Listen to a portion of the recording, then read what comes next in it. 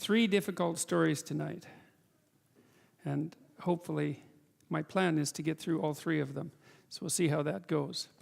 So we're going to talk about the story of Sodom and Gomorrah, and then the story of the sacrifice of Isaac, which is an extremely complicated story. And so we'll try to make some headway with that. The story of Sodom and Gomorrah is plenty complicated too. All right, so what we established last week, at least in part, was this idea that the Abrahamic narratives are set up as punctuated epochs, I suppose, in Abraham's life. And we were hypothesizing that, you know, you set out a goal for yourself in your life. It's like a stage in your life, you might say that. And then when you run that goal to its end, when that stage comes to an end, then you have to regroup and orient yourself once again. And I was making the case that that's a good time to make necessary sacrifices, you know, and part of that's because as you move through your life, you have to shed that which is no longer necessary, and because otherwise it accretes around you and holds you down and you perish sooner than you should. And I think that's in large part because if you don't dispense with your life as you move through it, then the stress of all that undone business and all those unmade decisions turns into a kind of chaos around you, and that chaos puts you in a state of psychophysiological emergency preparedness chronically, and that just ages you. And so it's necessary in some sense to stay light on your feet, and also I think to renew your commitment to your aim upward. And I believe that that's what the sacrificial routines in the Abrahamic stories dramatize. I said already that these things are often first portrayed very dramatically and concretely before they become psychologized. And we'll see, because one of the things that happens tonight as well in these stories is that when God makes his covenant with Abraham, this is the next part of the story, it's also when the idea of circumcision is introduced into ancient Hebrew culture. Now there's every bit of evidence that other cultures were utilizing circumcision beforehand. So it wasn't necessarily a novel invention of the Abrahamic people, but I see its introduction as a step on the road to the psychologization of the idea of sacrifice, right? First of all, it's giving up something concrete.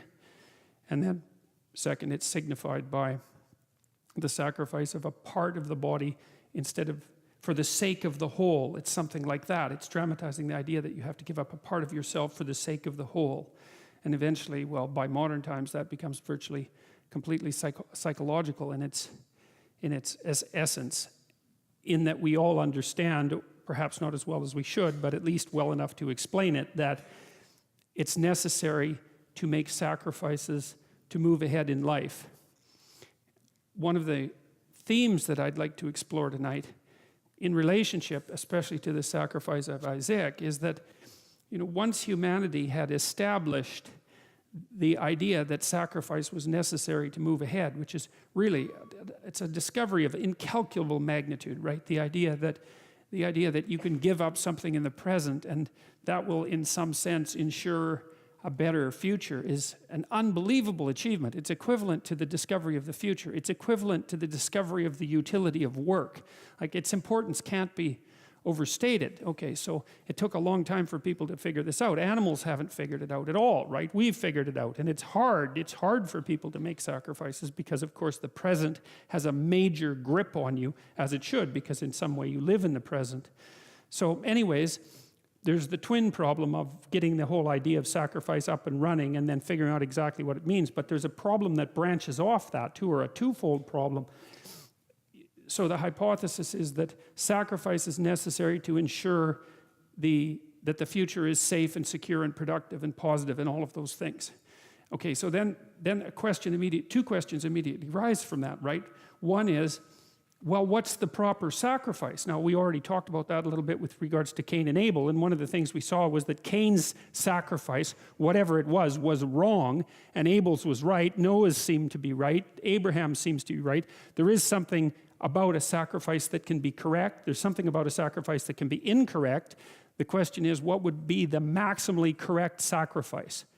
So, because that's an obvious question to arise from the mere observation that sacrifice is necessary. Okay, if you're going to sacrifice and it's necessary, well, how is it that you would behave if you were going to do it really well, if you're going to do it perfectly? Okay, so that's question number one. And then question number two might be, well, if the future can be better because of a sacrifice, and sacrifices can vary in quality, then how much better could the future be if your sacrifice was of the highest quality, right? There's a limit issue there, and the limit is something like, well, how good could your life be? If you really got your act together and you gave up all the things that were impeding you in your movement forward, if you did that forthrightly and with integrity and with seriousness, with dead seriousness, and you tried to set your life right, what is the upper limits with regards to how your life might lay itself out? And I would say, well, we don't know the answer to that, but I think that the idea of something like the city of God or the kingdom of God on earth or the reestablishment of paradise, something like that, is the answer of the imagination to the question, how good could the future be if sacrifice was optimized? And those are archetypal questions, right? And an archetypal question is a question that everyone asks, whether they know it or not, because sometimes you can act out a question. An archetypal question is a question that everyone asks, and an archetypal answer is the answer that can't be made any better to that question. So I can give you an example of that. The reason that Christ's passion is an archetypal story is because it's a kind of limit, right? It's the worst possible set of things that can happen to the best possible person. So it's a story that constitutes a limit. It has nothing to do with the factual reality of the story. That's a completely independent issue. I'm speaking about this psychologically, is that certain stories can exhaust themselves in a perfect form, and that would be the archetypal form. So that's the territory that we're going to wander around in a little bit today, and we'll use the stories as anchors. I've been thinking a lot about the Sodom and Gomorrah story because it's classically associated with a biblical injunction against homosexuality, and that's often how it's read, I would say, in particular by the more fundamentalist end of the Christian spectrum. And I've thought about that a lot because it's pretty damn clear that the story of Sodom and Gomorrah has something to do with sexual impropriety, but I've really come to the conclusion that it's very little to do with homosexuality. So we'll see how that interpretation prevails as we walk through this tonight. Okay, so we'll start with a bit of a recap from last week. So Abraham's had his last adventure, and he's 90 years old, 99 years old actually. The Lord appeared to Abram and said unto him, I am the Almighty God, walk before me and be thou perfect. Well, that's quite the command. Now, Alexander McLaren, who we talked about before, elaborated upon this slightly, and this is what he had to say.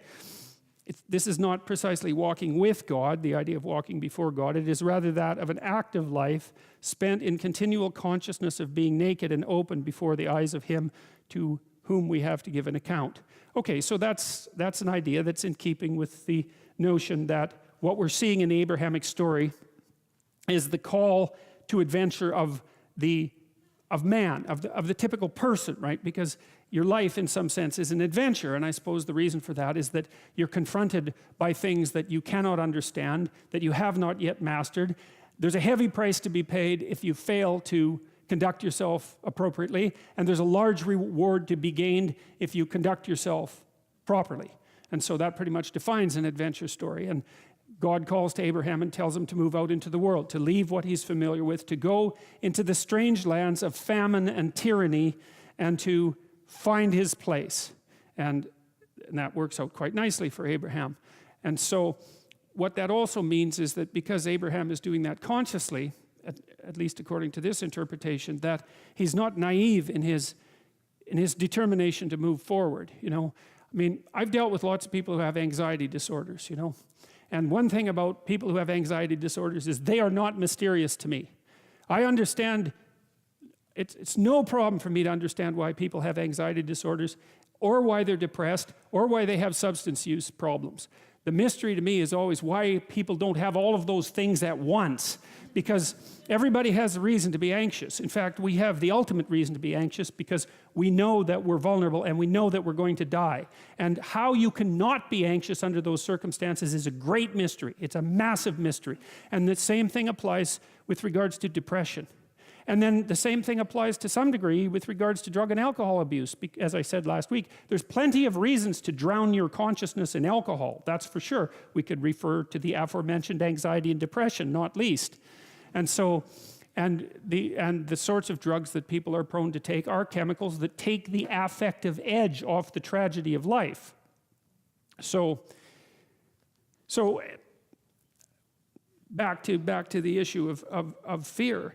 I mean, Abraham is self-conscious, that's what this commentary says, but the thing is he moves forward despite that. He's self-conscious and he knows the danger, but he moves forward despite that. And that's actually the appropriate response in the face of actual non-naive understanding of what constitutes life. Like if you're naive and you move forward, it's like, well, what the hell do you know? You know, there's no courage in naivety because you don't know what there is to stop you. You don't know what dangers you might apprehend, but to be aware of what it is that your problem is. So to be alert existentially, let's say, or to be fully self-conscious means that you're perfectly aware of your limitations and how you might be hurt. And then to make the decision to move forward into the unknown and the land of the stranger. Anyways, I would say that's one of the secrets to a good life. And I can say that really without fear of contradiction, I would say, because the clinical literature on this is very, very, very clear.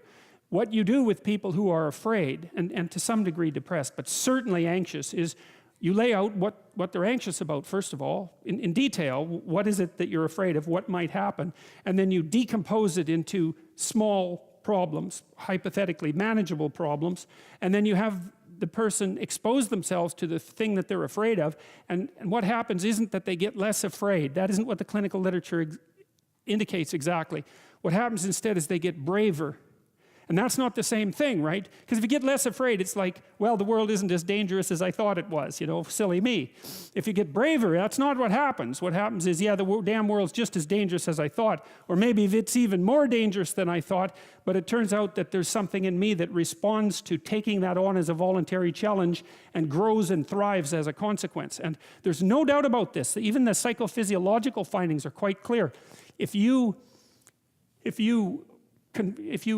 impose a stressor on two groups of people, and on one group the stressor is imposed involuntarily, and on the other group the stressor is picked up voluntarily, the people who pick up the stressor voluntarily use a whole different psychophysiological system to deal with it. They use the system that's associated with approach and challenge, and not the system that's associated with defensive aggression and withdrawal. And the system that is associated with challenge is much more associated with positive emotion and much less associated with negative emotion. It's also much less hard on you because the defensive posturing system, the prey animal system, man, when that thing kicks in, it's all systems are go for you, you know.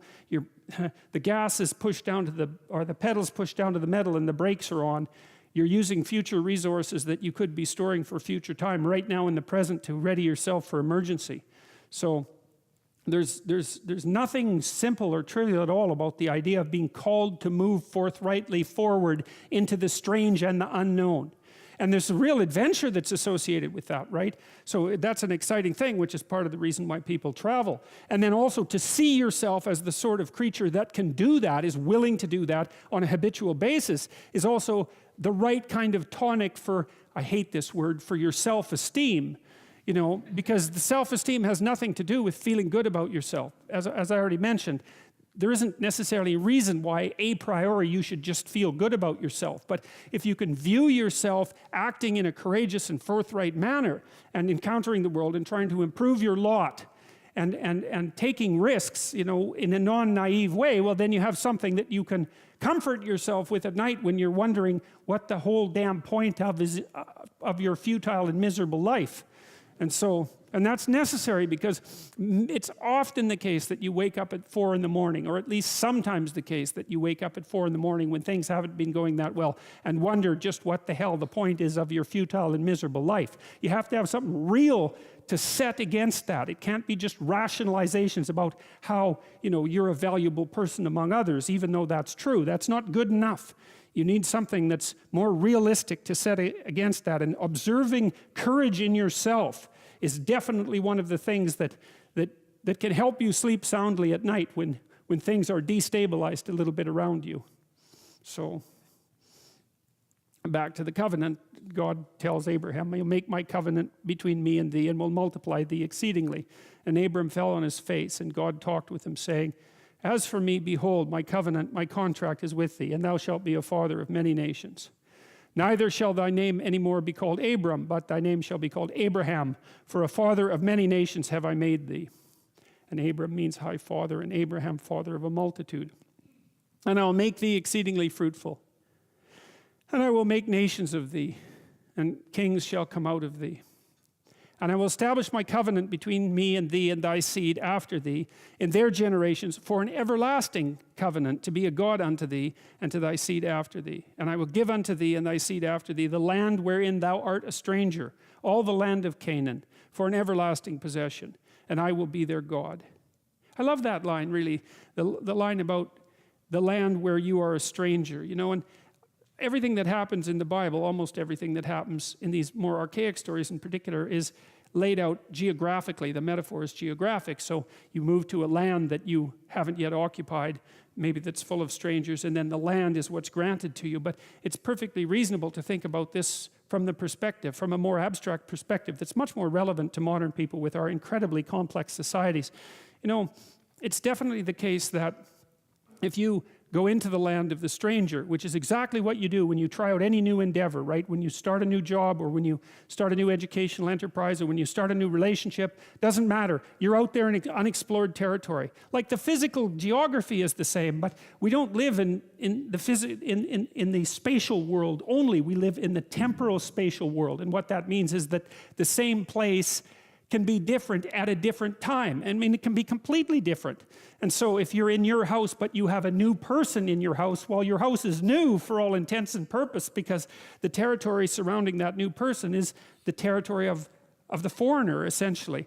And the same thing happens to you when you start a new job. And you'll find that when you start a new job, especially if you've stretched yourself a little bit beyond your zone of comfort, that you very much feel like an imposter, right, when you're first there.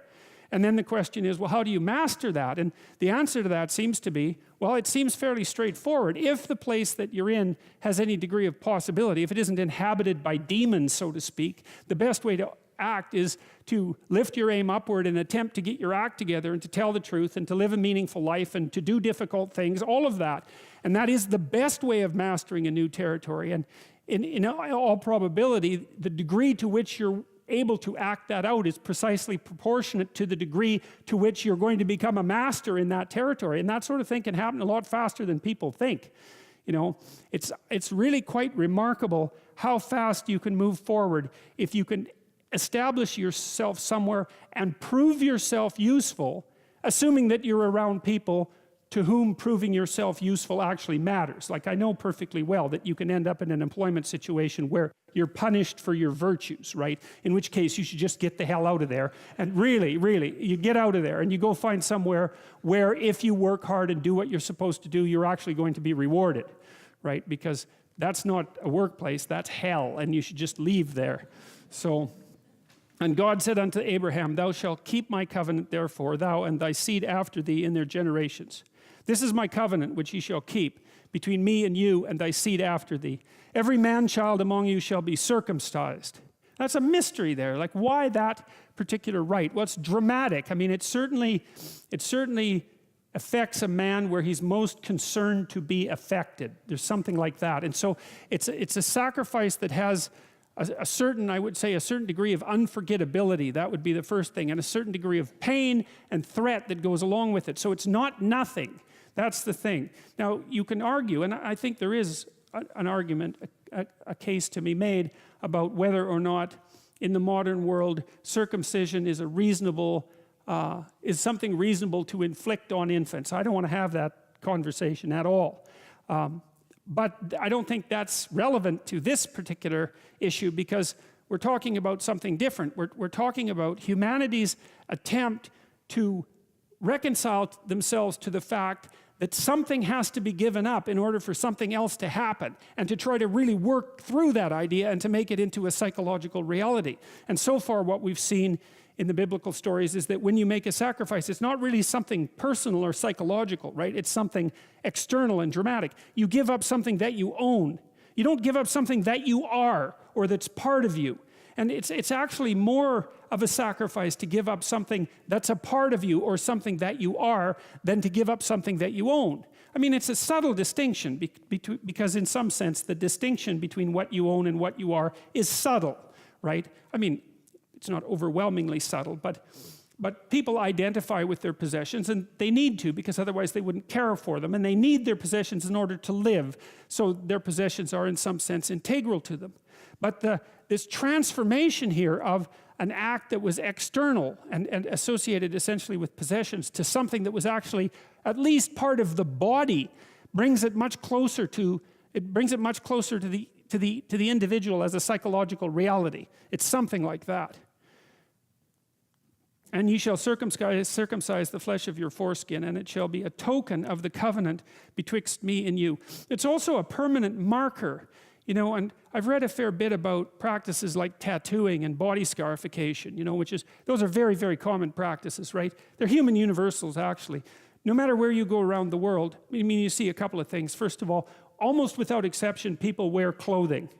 And sometimes it's relatively minimal clothing, but often it's more decorative than protective, but it's almost inevitably clothing. And the other thing that you see is that people do scarify and tattoo themselves, and they do that in some manner to catalyze their identity, right? They're trying to transform themselves from a generic person in some sense to a person that's been designed by their own hand. It's something like that. It's a marker of developing identity, and some of it seems to be catalyzed with pain. You know, the modern people who tattoo, and I'm not saying that I'm in favor of tattooing, because actually I'm not, but that's my own particular bias, and if you have a tattoo, that's fine with me. I'm also not saying that there's anything wrong with it. But one of the things you do see, that people who have a tattoo do report, is a couple of things, is that the pain is actually necessary, and that the pain is actually something that seems to establish something like a memory. So, well, it's a memory because of the pain, because you bloody well remember things that hurt. But it's also a memory because it's actually etched on you, right? It's not something that you can just abandon and forget. And so a circumcision is exactly the same thing. It's like you don't forget it because it's part of you. And so it makes a good token for a covenant. And so that seems to be the rationale here from speaking from a psychological perspective. It's to indicate as well that the damn thing that's happening is serious. And I think also that was the case with the earlier sacrifices of animals. So it's like, modern people don't do this. Like, you don't know how serious you would take a vow if you sacrificed a goat in your backyard. You know, it's actually a very dramatic thing to do. You know, you think about it as primitive, and perhaps it is archaic, and no doubt it is. But it's also to take the life of something and to spill its blood. That's no joke. That's something you remember, especially if you haven't done it before. And we actually don't know what we would need to do in order to take some things seriously. You know, because we all do things like make New Year's resolutions about how we're going to be better people, and we don't do it.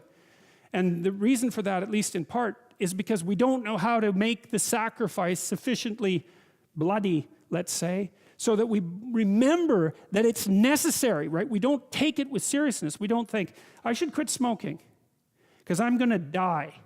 And we don't think through what that means, like coughing your lungs out for 3 months in a hotel bed while your entire family is like half repulsed and horrified and sorrow-stricken at the fact that this has happened far too early. You know, we won't make that real enough to make it serious. And without that seriousness, we won't do it. So there's something to be said for rituals of seriousness, and I think this is one of them. And he that is 8 days shall be circumcised among you, every man-child in your generations. He that is born in the house or bought with money of any stranger, which is not of thy seed. This is from Charles John Ellicott, who is Bishop of Gloucester. The fitness of circumcision to be a sign of entering into a covenant, and especially into one to which children were to be admitted, consisted in its being a representation of a new birth by putting off the old man and the dedication of the new man unto holiness. It's like a baptism. That's right. That's what's echoed there. And of course, baptism is a return to the pre-cosmogonic chaos, because that's what the water indicates, and a return to the source of life, and then the renewal that comes along with it. So it's a sacrificial idea in some sense, that if there's to be a new you, that the old you has to dissolve, has to return to the solution from which it emerged initially, and to reconstitute itself. And so there's an echo of that idea here. The flesh was cast away that the spirit might grow strong. And the change of name in Abram and Sarai was typical of this change of condition. They had been born again, and so must again be named.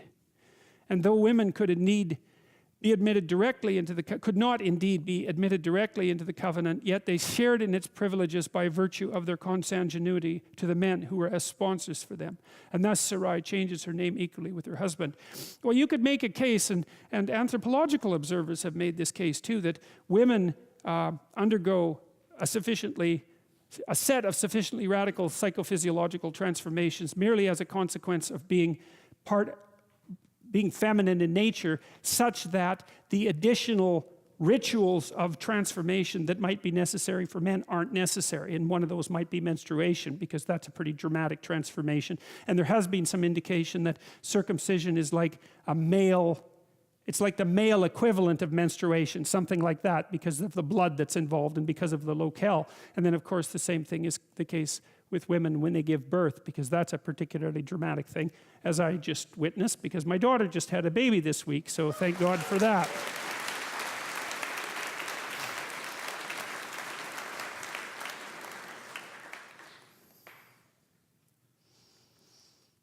Recent investigation, this is from the Cambridge Bible for School and Colleges, which, if you want to read it, is only 58 volumes. Recent investigation has not tended to support the theory that circumcision has any connection with primitive child sacrifice, nor again that it took its origin from hygienic motives. Apparently it represents the dedication of the manhood of the people to God. In the history of Israel, it has survived as the symbol of the people belonging to Jehovah through his special election. This corporeal sacrament remained to the Israelite when every other tie of religion or race had been severed.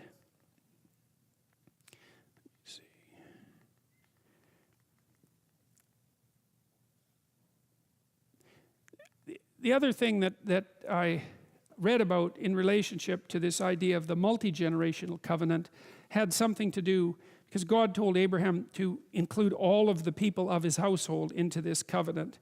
And that really meant that he was establishing a territory of ethics around them, like the ark, except the psychological equivalent of the ark, right? So it was a spiritual or psychological or ethical territory that everyone who was of that household was required to occupy, or obliged, or perhaps privileged to occupy.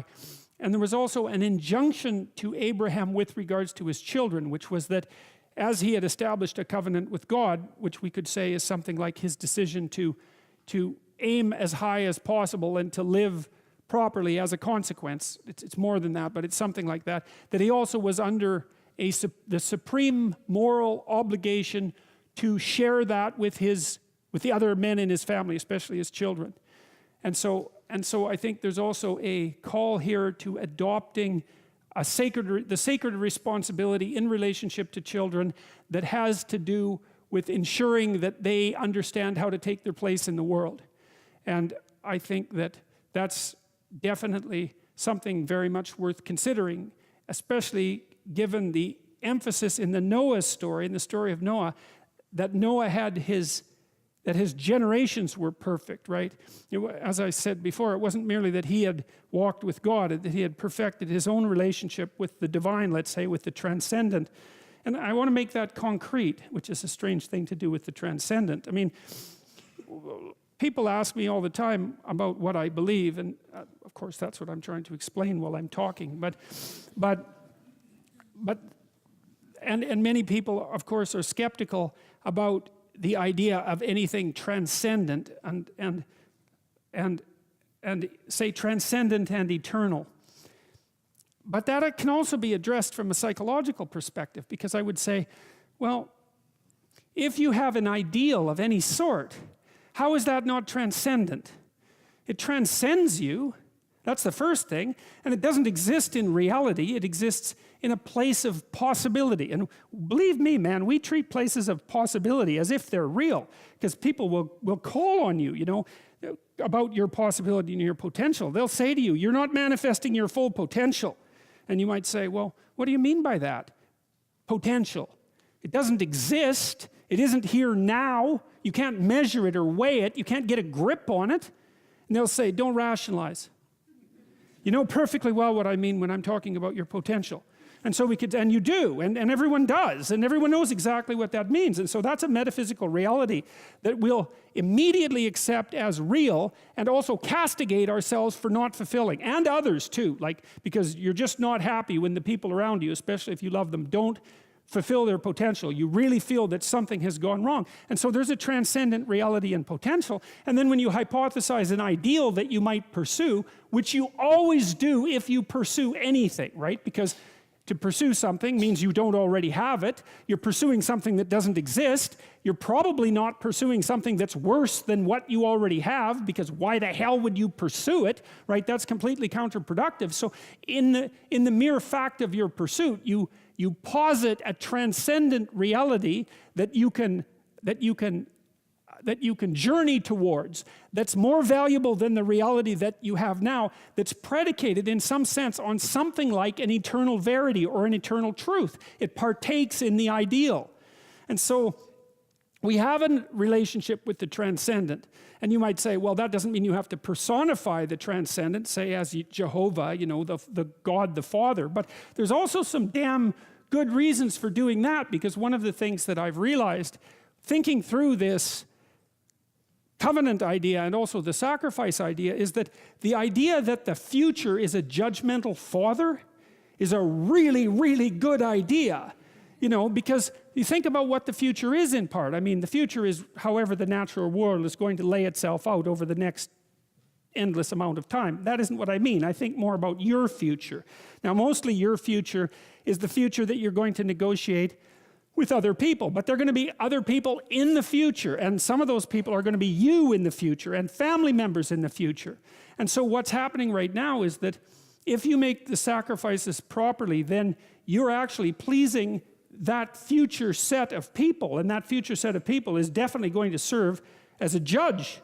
It's exactly what it does. That's precisely what it does. And so you might say, well, it was the brilliant imagination of mankind that hypothesized that the best way to think about the social group, including the family, but also including you as your future self, was to consider that you live in relationship with a future father who's a judge. It's like, yes, that's exactly right. Now, is it right, or is it psychologically right? Well, it's at least psychologically right. And, you know, one of the things I've learned about the biblical stories is that to say that they're psychologically right doesn't exhaust the ways in which they're right. But it at least gives rational modern people who are skeptical, and properly so, a better way of getting a grip on them. So, and the uncircumcised man-child whose flesh of his foreskin is not circumcised, that soul shall be cut off from his people. He hath broken my covenant. So it's a serious contractual relationship. Now, I was thinking about how to understand this, and I remembered this old story, which I'm going to read to you, about a monkey. So there's an old and possibly apocryphal story about how to catch a monkey that illustrates this set of ideas very well. First, so goes the story, you have to find a large, narrow-necked jar, just barely wide enough in diameter for a monkey to put its hand inside. And then you have to fill the jar up with rocks so that it's too heavy for the monkey to carry away. And then you scatter some treats around the jar that are attractive to monkeys and close to the jar. And then you put a few of those treats inside the jar. And so that's the first part of the trick. And then the second part of the trick is the monkey comes along and gathers up the treats and then puts his hand in the jar and grabs the treats that are in there. But it's narrow-necked. And so once the monkey puts his hand in there and grabs the goodies, then he can't get his hand out of the damn jar. And so then you can just come along and pick up the monkey. And like, too bad for the monkey, right? It's like, he should have let go of what he had. so that something terrible didn't happen to him. But that isn't what the monkey will do, because he can't sacrifice the part for the whole. And there's something about the circumcision story that's about that. It's about sacrificing the part to save the whole. And I mean, there's an echo of that in the New Testament, if I remember correctly. I believe this is correct, although it might not be. Where Christ tells his disciples to pluck out their eye if it offends them. Which seems like a very dramatic, piece of advice, but it's partaking of the same idea, which is that, if there's something holding you back, and we'll see this when we get to the story of Lot too, if there's something holding you back, even if it's dear to you, you have to let it go. You seriously have to let it go, because there isn't anything more important than progressing forward. And cheap sympathy, cheap empathy, cheap nostalgia, none of that is sufficient. None of that will work, because the consequences of not putting things together immediately are dire, and there's no time to wait. And God said unto Abraham, as for Sarai thy wife, thou shalt not call her name Sarai, but Sarah shall be her name. My princess, that was Sarai. Sarah is mother of nations. And I will bless her and give thee a son also of her. Yea, I will bless her. She will be a mother of nations. Kings of people shall be of her. Then Abraham fell on his face and laughed and said in his heart, shall a child be born unto him that is 100 years old? He's got a lot of gall, I would say. I mean, here's God talking to him and he laughs, but that's okay. He's a courageous guy, and that's what people are like. And shall Sarah that is 90 years old bear? And Abraham said unto God, oh, that Ishmael might live before thee. And God said, Sarah, thy wife, shall bear thee a son indeed, and thou shalt call his name Isaac. And I will establish my covenant with him for an everlasting covenant, and with his seed after him. And as for Ishmael, I have heard thee. Behold, I have blessed him, and will make him fruitful, and will multiply him exceedingly. 12 princes shall he beget, and I will make him a great nation. Now, what does this mean? This is a miraculous story in some sense, right? Because, well, Sarah, it's what what Abraham wants most is to have a son, but it looks like it's pretty much impossible. And I think what the story is attempting to indicate is something like, God only knows what will happen to you if you put your house in order. Certainly things that you do not currently regard as possible will happen. And the more you put your house in order, the more things that you regard as impossible will happen. And it might be the case that if you put your house together sufficiently, things that were of miraculous impossibility would happen to you. Well, and there's no way of knowing until you try it. But there's no way of being sure that it's not the case unless you do. And my experience has been that, I don't mean just personally, I mean that the world is a remarkable and mysterious place. And the relationship between the nature and structure of the world and your actions is indeterminate. They may be more tightly related than you think.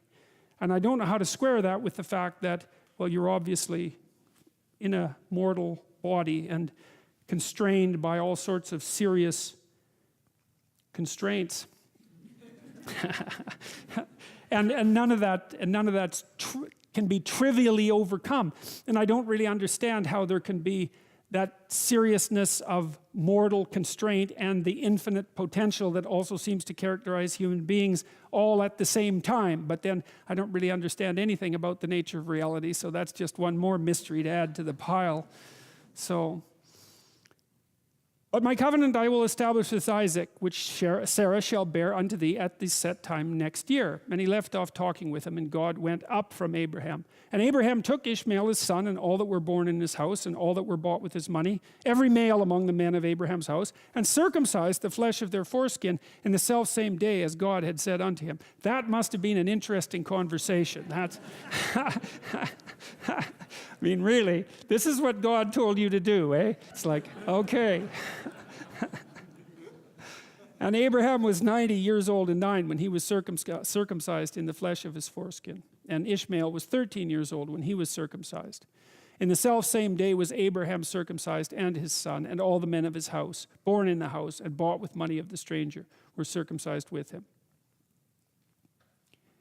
All right, so that's the renewal of the covenant. That's the next part of the story. That's the circumcision story. And as I said, it seems to indicate to me something about seriousness of intent, something about the responsibility that Abraham determines to take for everyone that's part of his household, the increasing psychological transformation of the idea of sacrifice, the necessity of doing something memorable, and the what would you call it, the utility of rekindling the aims of your highest values when you come to the end of an epoch in your life, when you have to take stock again, right? You take stock of yourself. That's really what that phrase means, to take stock, is to take stock of yourself and to decide, okay, well, what should move forward in time with me and what should be let go as if it's dead wood.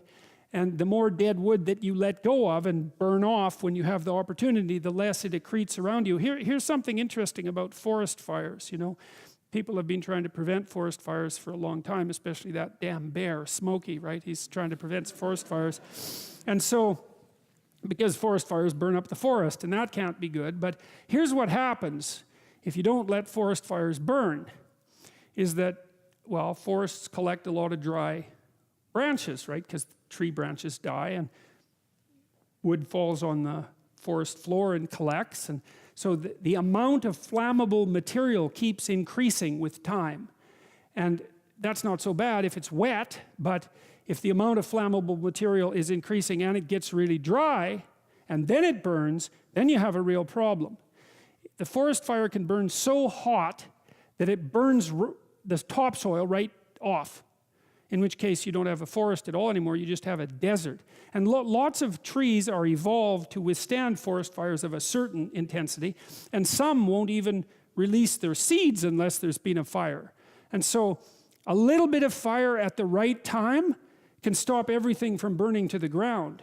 And that's also a really useful insight, a metaphorical insight into the nature of sacrifice, right? It's also a lot easier to let go of something when you're deciding to let go of it, because you've decided yourself that you're done with that. It's a weak part of you. It needs to disappear. You do that yourself, it's much better and much easier than it is if it's taken away from you forcibly, in which case you're very much likely to fight it. There's another interesting thing here, a motif that runs through the entire Bible. It's a very, very powerful motif. And it's partly associated with this idea of walking with or walking before God.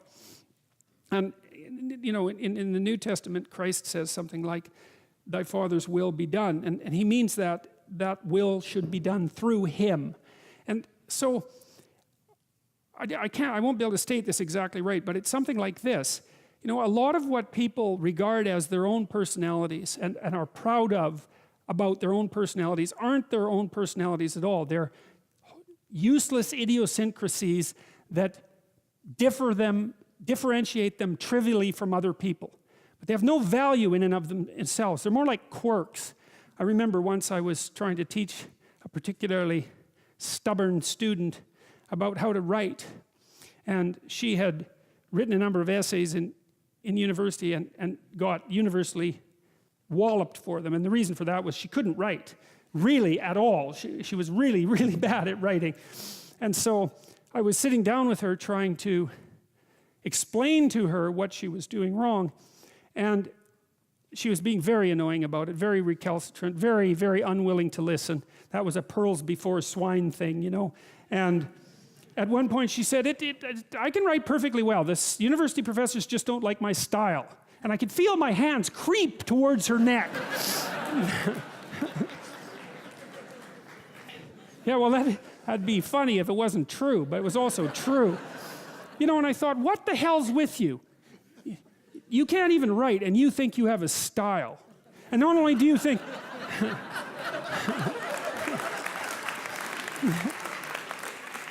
Yeah, not knowing how to write is not a style. That's the other point, right? And so, you know, she instead of humbling herself, which was necessary, and okay, right? Because she was a new university student. It's like, of course you don't know how to write. When were you going to learn? In school? I don't think so.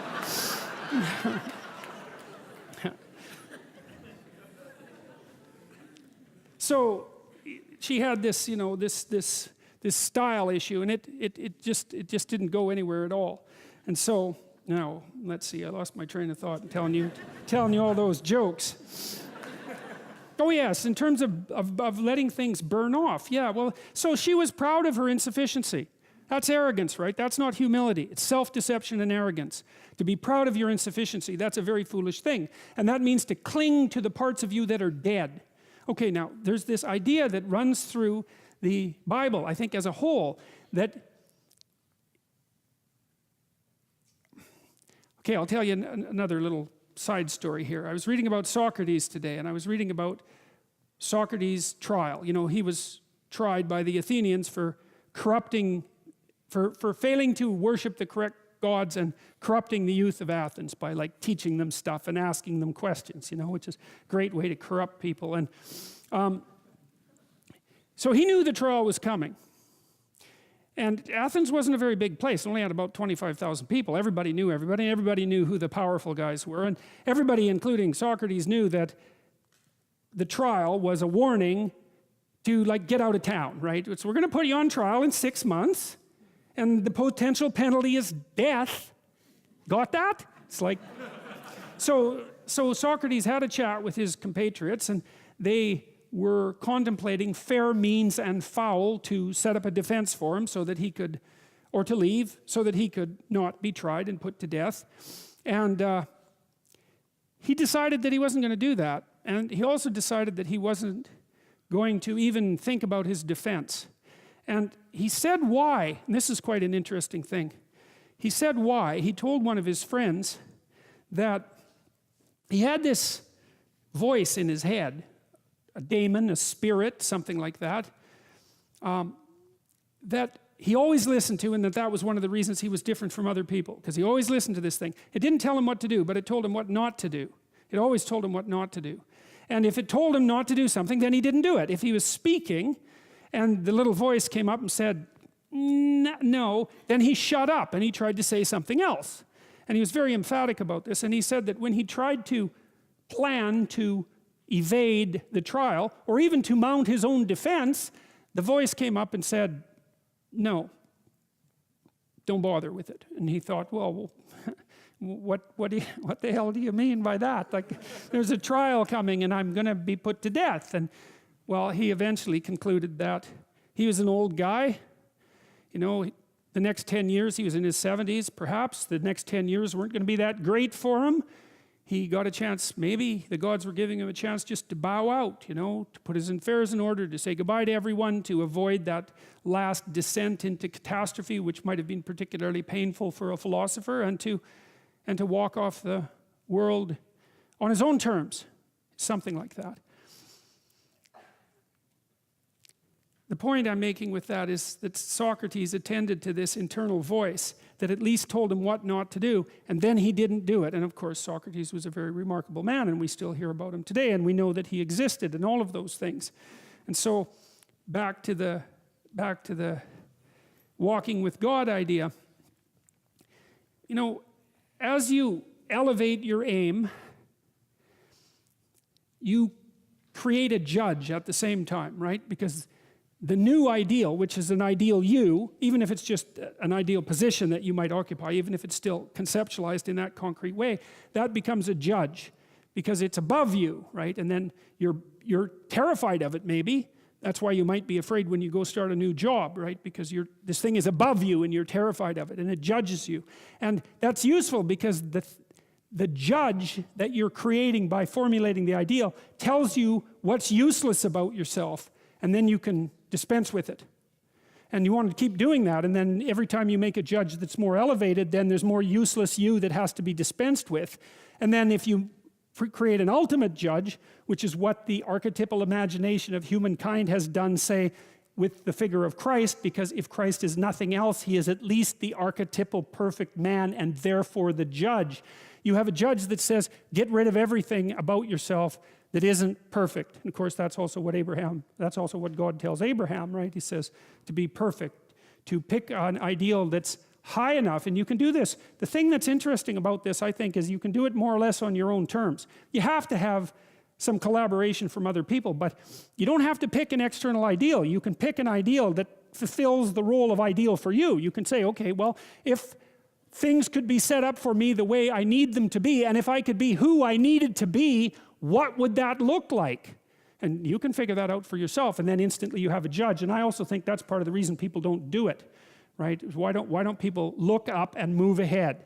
And the answer is, well, you know, you start formulating an ideal, you formulate a judge, it's pretty easy to feel intimidated in the face of your own ideal. That's what happens to Cain versus Abel, for example. Then it's really easy to destroy the ideal instead of to try to pursue it, because then you get rid of the judge. But it's way better, lower the damn judge if it's too much. Like if your current ambition is crushing you, you know, then maybe you're playing the tyrant to yourself, and you should tap down your ambitions, not get rid of them by any stretch of the imagination, but at least put them more reasonably within your grasp. You don't have to leap from point 1 to point 50 in one leap, right? You can do it incrementally.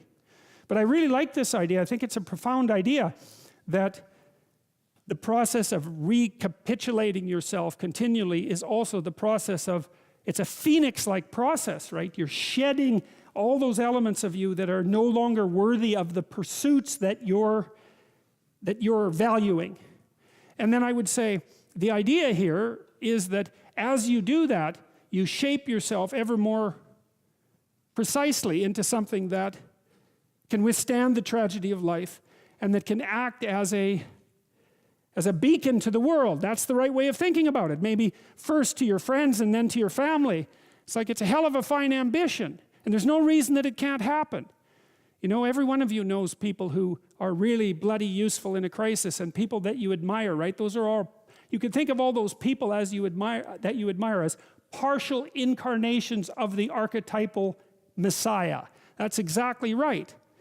And the more that manifests itself in any given person, then the more generally useful and admirable that person is in a multitude of situations. And we don't know the limit to that. But people can be unbelievably good for things, you know. It's really something to behold. So that's what God tells Abraham. Okay, so the next story is about Abraham and these angels. Angels show up on his doorstep. And this is part of the story of Sodom and Gomorrah. But I don't think, as I said, this story is generally read as if it's about homosexuality. But I don't think it is. Here, I think it's about two things, primarily. One is, how do you treat the strange? So the strange is strange things and strange ideas and strange people and strangers, right? It's all that. It's that which is not you. It's like the strange lands that God asked Abraham to move out into. How do you interact with the strange? And here's one possible rule, because you could say to yourself, well, what do I want to make friends with more? Where do I want to be more comfortable? Do I want to be more comfortable with that which I already know? And so that would be the circumscribed territory that you've already mastered. Or do I want to be comfortable with all those things I don't know? And then the right answer is that you should want to be comfortable with all those things that you don't know, because there's a bloody lot of things that you don't know. And if you can be a sojourner among what you don't know, well, then you're so protected, because, well, you're going to go lots of places where you don't know, and you're going to be able to manage it. So you want to be that person that can act where they don't know. And so,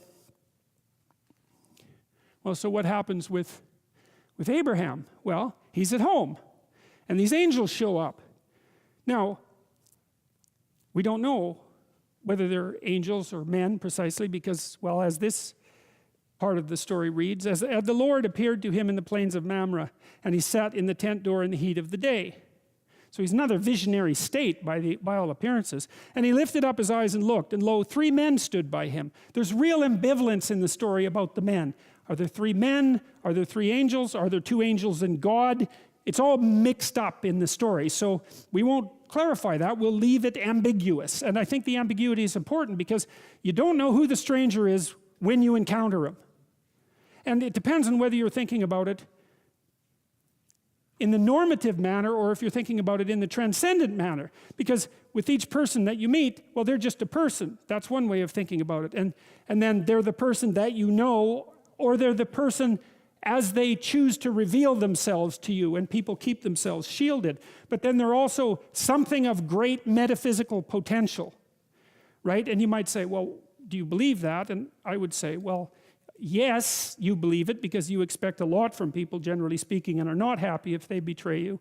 But more importantly, our entire culture is predicated on the idea that each person has an indefinite intrinsic worth. And I'm not talking about self-esteem. I'm talking about something like the, what would you say it? The implicit presupposition in our legal structure that no matter who you are, even if you're a murderer, even if you're a condemned murderer, that there's something about you that's of transcendent value that has to be respected by the law and by other people, right? And so that's a remark. And you might say, well, you know, do I believe that? And the answer to that is, well, you act it out because you follow the law. And it's not an easy thing to pull out of the law. It's kind of the idea that you have intrinsic natural rights. And you don't pull that out of our law, man, without having the whole thing fall down. And I think the whole idea that you have intrinsic natural rights is predicated on something like the biblical hypothesis that human beings have a logos nature and that we are involved in the speaking forth of being. And as beings who are involved in the speaking forth of being, there's something about us that has to be respected by ourselves, in relationship to ourselves, by ourselves in relationship to other people, but even more strangely, by ourselves in relationship to even to criminals, even to vicious criminals. You can't remove that transcendent element. And that to me, that's also a miracle of conceptualization, because who the hell's going to think that up, right? Even the most vicious of murderers has a touch of the transcendent that needs to be respected. Of all the ideas that are unlikely, that's got to top the list. And of course, without that, you have a very barbaric legal system, right? Because no one is protected. As soon as you make a mistake, then you're in the damned and you have no rights whatsoever. And that isn't what happens in the West, which is an absolutely amazing thing. So anyways, Abraham is a master of the stranger. That's one way of thinking about it. He knows what to do when strangers come along, and he opens himself up to them. And I would say he does that. We know he's not a naive guy, Abraham, right? He's no weakling. A couple of stories ago, he took a big army and, you know, went and harassed a bunch of kings and took his nephew back. He's a tough guy. And so if strangers show up and he welcomes them, it's not because he couldn't do otherwise. He could certainly do otherwise. And it's not because he isn't aware of what people can be like. He's perfectly aware of what people can be like, but he determines to take a particular attitude towards them, and that is to welcome them. And why would you do that? And I think the answer to that is you hold out your hand in trust to someone and you evoke the best from them if that's there to be given. So it's an act of courage. It's like, it isn't me meeting you exactly. Not exactly. It's more like the transcendent part of me making a gesture that allows the transcendent part of you to step forward. And that happens all the time. It happens all the time in normative discourse. You know this perfectly well, because sometimes you can have a real casual conversation with someone that just goes nowhere, right? It's just shallow as can be. Or now and then you can actually make contact with someone, right? And you're both, I would say, enlightened and ennobled by the conversation. And that's we would call that a deep conversation for some reason, because we made a deep connection, whatever that means. It means, well, it certainly means that it's not shallow. We're not sure about what these metaphors means, but it means that it reaches deep inside of you. It's something like that. You make direct person-to-person contact. And those sorts of conversations are replenishing. That's the right way to think about it. They genuinely are. And I think that's because they provide you with that bread that's not material bread. And that's the information that you need to thrive and to put yourself together. And so it does matter how you meet someone, and it does matter how you treat them when you first meet them. And it's amazing. I've learned to do this, at least in partly because I'm a clinical psychologist. I've learned how to talk to people very rapidly. And I have the most amazing adventures with people in cabs and when I travel, because I'll talk to them directly right away. And they'll tell me the wildest stories and show me the craziest things, because I'm actually interested in what they have to say. And I'm not afraid. Well, I'm somewhat afraid, but I'm not sufficiently afraid to have that stop me. And I'm acting on the presupposition that the person has something of great interest to reveal. And that's a very useful thing to know too, because one of the things that's really cool about people, and you really learn this as a clinical psychologist, is that if you can get people talking, they're so damn interesting you can hardly stand it. You know, because they have these idiosyncratic experiences that are only theirs, right? They're only theirs personally. No one else could tell the story, and that's the kind of stories that you want to hear. And when they tell you those stories, you learn something you didn't know. And so what that means is that you can treat the landscape of strangers as an endless vista of places to learn things you didn't know. And if you know enough so that you're satisfied with your life and everything has ceased to be a tragedy around you, well, then you can be comfortable in your circumscribed domain of totalitarian knowledge, let's say. But if your life is insufficient and you're suffering more than you want to and everything isn't what it should be, then you need to look where you haven't looked for what you don't have. And then you can look outside beyond you, and then you can make friends with what you don't understand. And that's a huge part of what this story is about.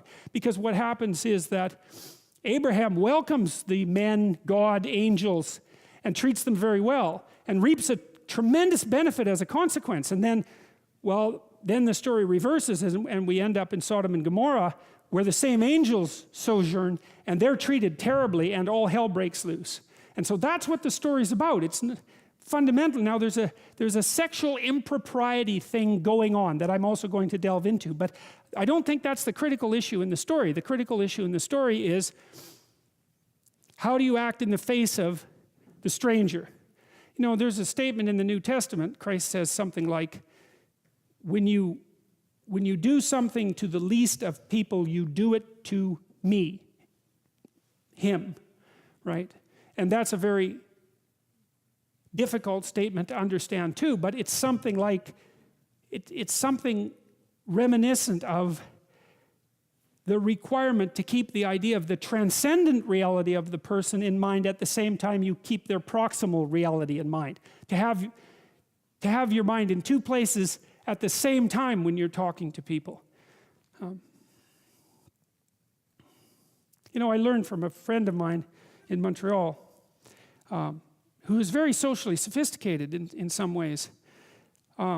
Whenever he went into a store, I always liked going shopping with him. And whenever he went into a store and he talked and he had an interaction with a clerk, the first thing he would do is have an interaction with the clerk. You know, he wouldn't have an interaction with the role of the clerk. He'd like look at the person, sort of take stock of the fact that they were there, and then ask them something genuine about their job or their store or how they were doing, like go into a conversation right away. And he didn't get personal about it because that can be intrusive, right? You have to be very sophisticated to do this. But he did indicate to the person that he was there, at least in part, for the good that could be done between them. It's something like that. And then the person would be ridiculously helpful, you know, and so then, you know, if people mistreat you, you see this with antisocial kids. It's a very tragic thing to see, because if you're an antisocial child, by the time you're about 4, you're very hostile and distrustful to people. And so you're like a growling puppy. And if you're a growling puppy, you tend not to get petted, you're more likely to get kicked. And if you're a growling puppy and you get kicked, then you have even more reason to growl. And that's sort of the story of antisocial kids. If they're not well socialized by the time they're 4, and they're more on the aggressive side, then they alienate themselves from the community, and all they get is rejection. Well, and then they look at the rejection and they think, well, to hell with humanity, you know? And no wonder they think that. But the part of the catastrophe is that they get what they evoke. And I'm not saying it's their fault precisely, but it doesn't matter. That's still what happens. And so you might ask yourself, if you're not getting from people what you need, there is some possibility that you're not approaching, especially if this happens to you repeatedly across people. And this is a virtual certainty. If it happens to you repeatedly across people, especially if you have the same bad experience with people, it's not them, it's you. I would say 3 is the limit. If something happens to you once, you write it off. If it happens to you twice, it's like you open your eyes, but you write it off. But if it happens to you 3 times, it's probably you. Or it's the rest of the world. Better it's you, because you're not going to change the rest of the world. And he lifted up his eyes and looked, and lo, 3 men stood by him. And when he saw them, he ran to meet them from the tent door and bowed himself to the ground and said, My Lord, if now I have found favor in thy sight, pass not away, I pray thee, from thy servant. Let a little water, I pray you, be fetched, and wash your feet. Wash your feet. Take the dust from your feet. Extract yourself out from your journey, right? And sit. And I'll fetch a morsel of bread and comfort ye your hearts, and after that you can pass on. For therefore are ye come to your servant. And they said, So do as thou hast said. And Abraham hastened into the tent unto Sarah, and said, Make ready quickly 3 measures of fine meal, knead it, and make cakes upon the hearth. Powerful call to hospitality here. And Abraham ran unto the herd, and fetched a calf tender and good, and gave it to a young man, and he hasted to dress it.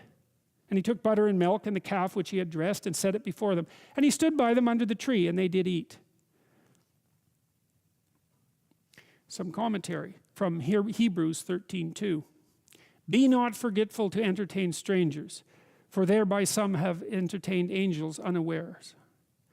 This is a commentary from Matthew Henry, who is a nonconformist minister and author. Cheerful and obliging manners in showing kindness are great ornaments to piety. Though our condescending Lord vouchsafe us not personal visits to us, yet still by his Spirit he stands at the door and knocks. When we are inclined to open, he deigns to enter. And by his gracious consolations he provides a rich feast of which we partake with him.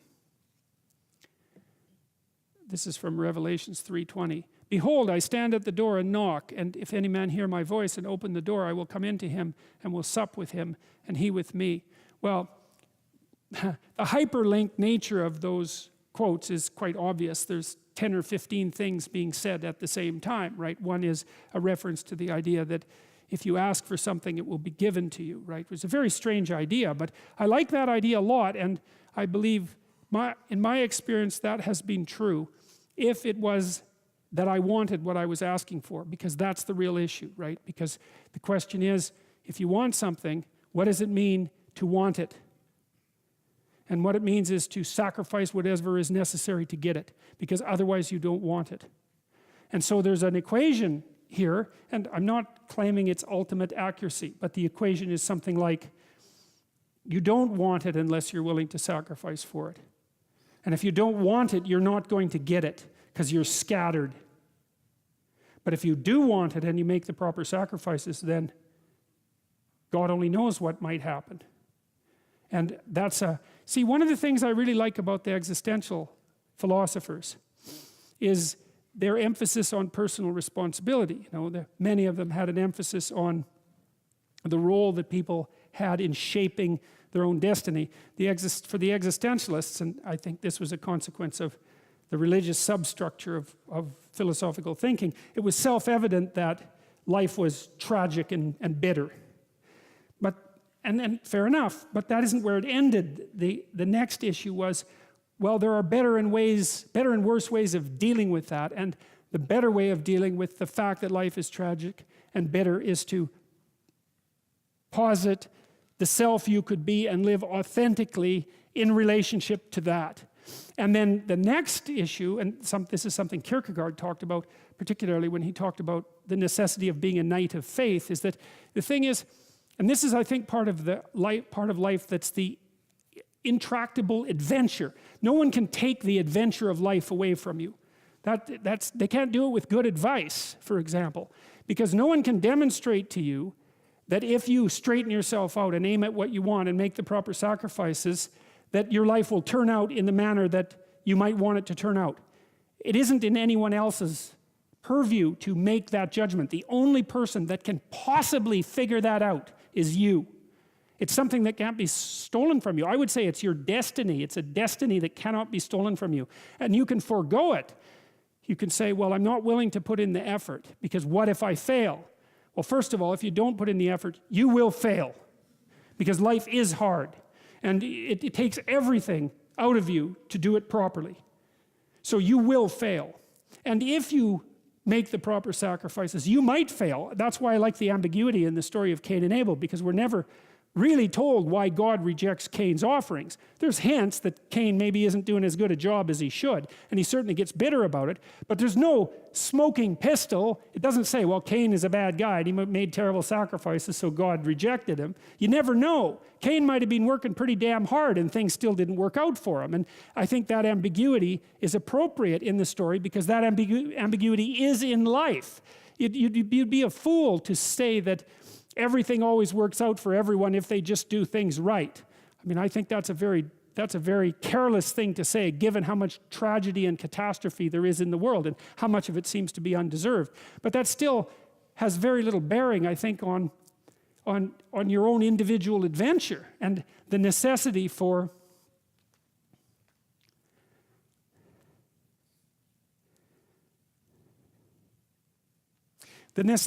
opening the door to who you could be, and the necessity to do that seriously. And I do believe, and I think that's why this most impossible of verses, knock and the door will open, why that's believable is that I have never met anyone who couldn't hypothesize a better them in some manner. All they had to do was ask. It's like, well, how could you be better? Think, well, here's 3 ways. It's like, it's no problem, right? You can think about that in no time flat. Maybe it's small ways, but you can almost always at least think of something stupid that you're doing that you could quit. And so that means that you do have this, it's a strange thing in people, that we have this built-in capacity to posit a higher self and then to move towards it. And maybe that's part of where the religious instinct really came from. Speaking like really reductionistically, like as a materialist, as an evolutionary psychologist, we have this notion of the transcendent ideal, right, that seems to be pervasive across cultures. Well, maybe that's the ultimate manifestation of the human proclivity to be able to posit an ideal at all and to move forward. You posit an ideal, okay, that you need that to move forward. Well, if you can posit an ideal, why can't you posit the ultimate ideal? Well, if you can, then instantly you've got a religious sensibility, instantly. And so maybe that's because I've puzzled, like, as a biologist, what the hell's the basis of the religious instinct? Because the idea that it's mere superstition, like, we can just dispense with that. That's wrong. It's a human universal. You can evoke religious experiences all sorts of ways. So we're not going to play that game. There's some reason that instinct exists. And the first thing to do with it is to try to reduce it to something that's biological and leave it at that, not to mess with the metaphysics. But it certainly could be the case that it's the ultimate extension of our capacity to posit an ideal. And we also might say, well, that's good enough because, well, the ideal moves you forward. It fills your life with meaning. There's no doubt about that, because it is in the movement towards your ideal that life's meaning is to be attained. And then the question is, well, how much meaning is there in moving forward towards an ultimate ideal? Well, more meaning, even though it's more difficult. How much? Well, that's the open question. Behold, I will stand at the door and knock, and if any man hear my voice and open the door, I will come into him and will sup with him and he with me. That's a pretty good deal. And the angel said unto him, where is Sarah thy wife? And Abraham said, behold, in the tent. And he said, I will certainly return unto thee according to the time of life. And lo, Sarah thy wife shall have a son. And Sarah heard it in the tent door, which was behind him. Now Abraham and Sarah were old and well stricken in age, and it had ceased to be with Sarah after the manner of women. Therefore Sarah laughed within herself, saying, after I am waxed old, shall I also have this pleasure, my Lord being old also? Well, she's kind of skeptical about the whole angel, man, God having a child at 100 thing.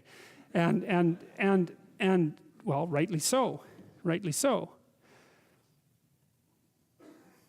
And the Lord said unto Abraham, why did Sarah laugh, saying, shall I of a surety bear a child which I am old? Is anything too hard for the Lord? At the time appointed I will return unto thee according to the time of life, and Sarah shall have a son. And then Sarah denied, saying, I laughed not, for she was afraid. And he said, nay, but thou didst laugh.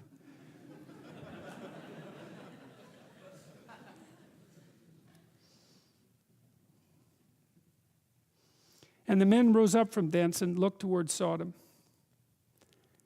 And Abraham went with them to bring them on the way. I'm going to make a small detour and talk to you about this idea of potential again, because it's really, I've really thought about it a lot. I think music speaks of potential. Like I think music speaks of potential bursting forward. It's something like that, and that's why it's so deeply meaningful. And it's this continual pattern revelation of the next wonderful thing that might happen. It's something like that. So there's that, and people find that deeply meaningful. And then there's the idea that we all have potential that isn't realized, but that we regard that potential, even though it's not realized, as real, which I can't get my head around at all. It just doesn't make sense.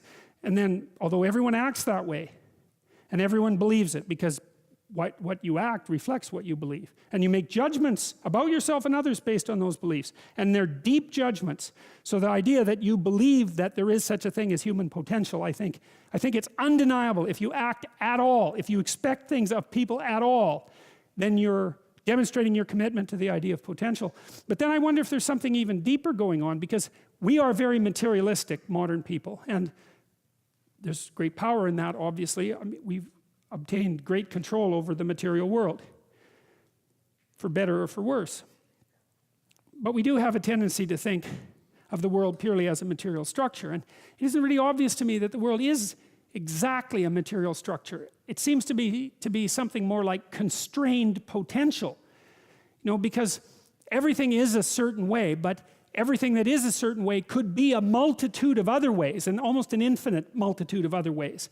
And the degree to which something that is could be a multitude of other ways is dependent on large part on how you interact with it, right? Even with materials that we're very familiar with, we continue to discover new properties and put them to use. It's like things are compacted into their material form, but that doesn't exhaust what they are, especially not in relationship to other things. And so it seems to me, even if you can't replace the materialist perspective with the perspective that it's better to construe the world, construe being as if it's made of possibility rather than the world as if it's made of matter, it's at least useful to have that as an additional viewpoint. Is that because you could say, well, the material philosophy is very useful as a tool for obtaining certain sorts of benefits, which it clearly is. But then this more metaphysical perspective, which I think is more accurate in some ways, that the world is a place of potential, is also an extraordinarily useful way to approach the world. And it is practically useful. We talked last week a little bit about doing something as simple as trying to organize a room. It's by no means obvious how much potential there is in a room. Right? There's a very large amount of potential in any given room, a tremendous amount of potential, especially if it's connected with people. And maybe an inexhaustible amount of potential. And maybe there's an inexhaustible amount of potential everywhere, and that we just don't know how to get access to it. Well, that's certainly true. I mean, it's certainly true to some degree. We don't know how to get access to all the potential of our children, for example, or ourselves, or our loved ones, or the people that we know. So I think this story is trying to hammer that idea home too, which is, don't be so sure that it's impossible, or maybe don't let the assumption that it's impossible stop you from going forth into the world. That would be, and that's a what would you say? That's like an inoculation against nihilism.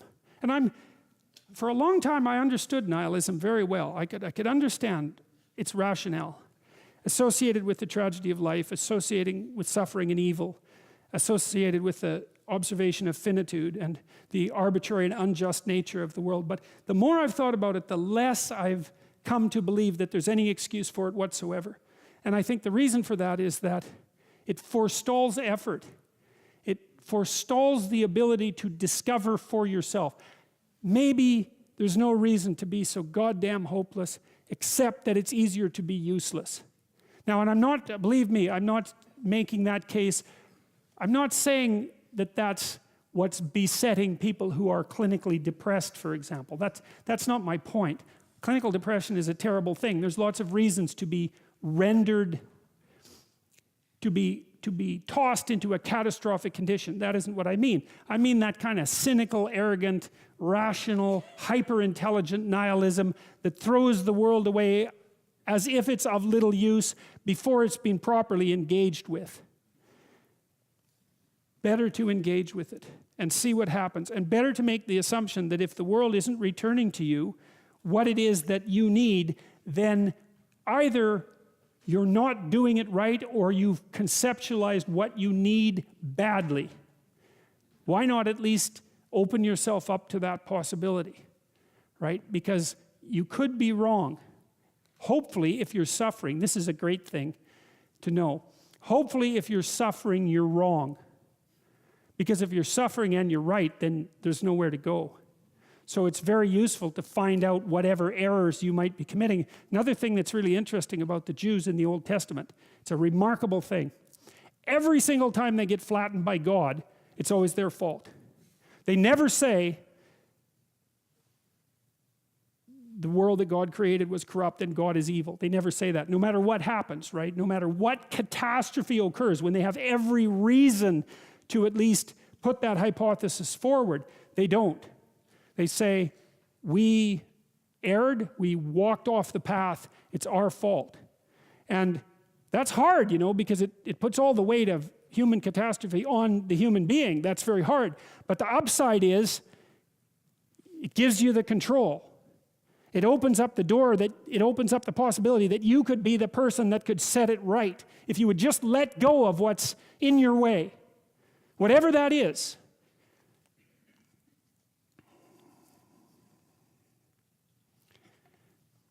And the men rose up from thence and looked towards Sodom, and Abraham went with them to bring them on the way.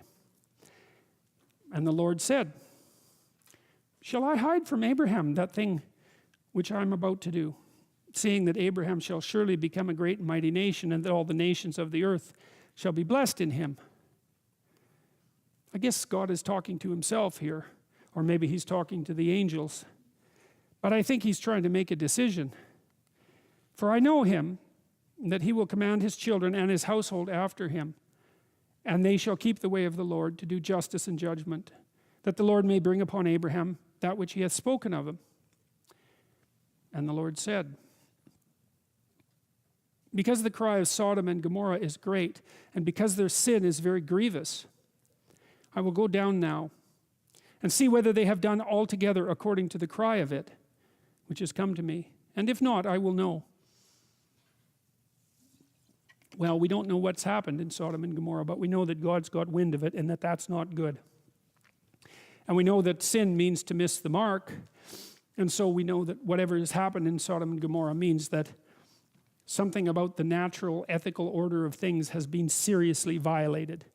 And there's a strong intimation in the Old Testament, which I think, by the way, is completely correct, that if the proper order of being is violated, and that's something like the balance between chaos and order, say, if the proper balance of being is violated, then all hell will break loose. And one of the things I can tell you from reading a very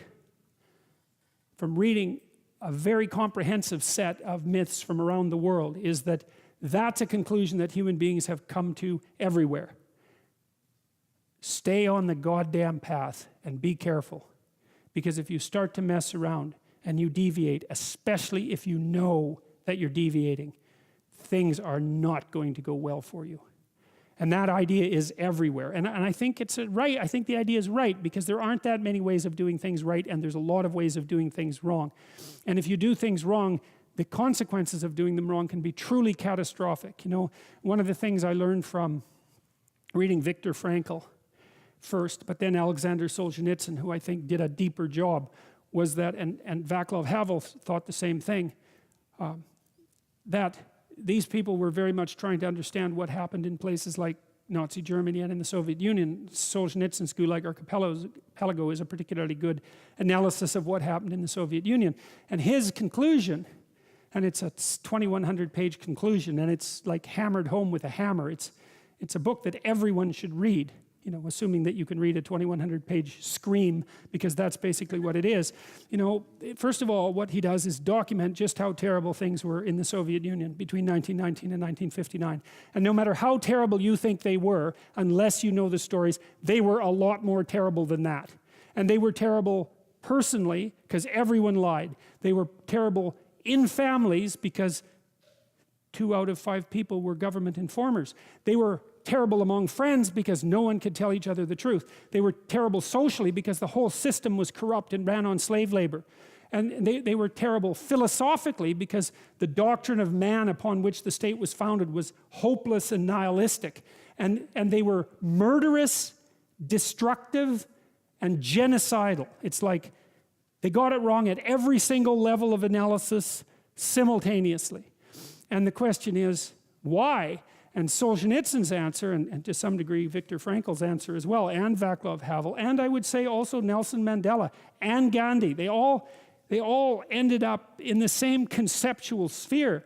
And the answer was because individual people lived crooked lives. Because individual people swallowed lies and spoke them and didn't stand up for the truth. And the corruption that spread from each individual pulled the entire state mechanism into that corruption and made everything into hell. You know, there are other theories.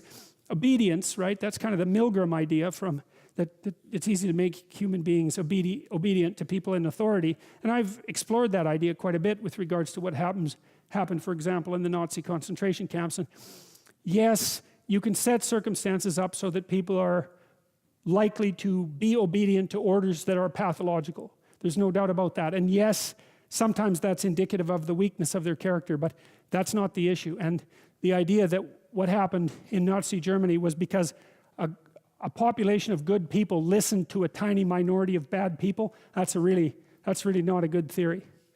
The Nazi ethos was there at every single level of the social organization, right? Right from the familial, all the way up to the leadership. It was the same thing all the way up and all the way down. And the same thing in the Soviet Union. And so,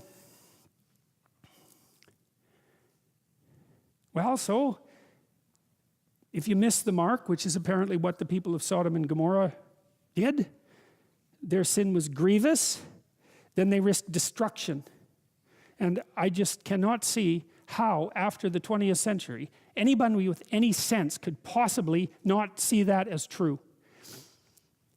And I think that there's a line in the Old Testament, you know, that the fear of God is the beginning of wisdom. And I can tell you one of the things that frightened me badly was the realization from reading Solzhenitsyn and a variety of other things that I was reading at the same time, that Dostoevsky as well, because he makes the same point.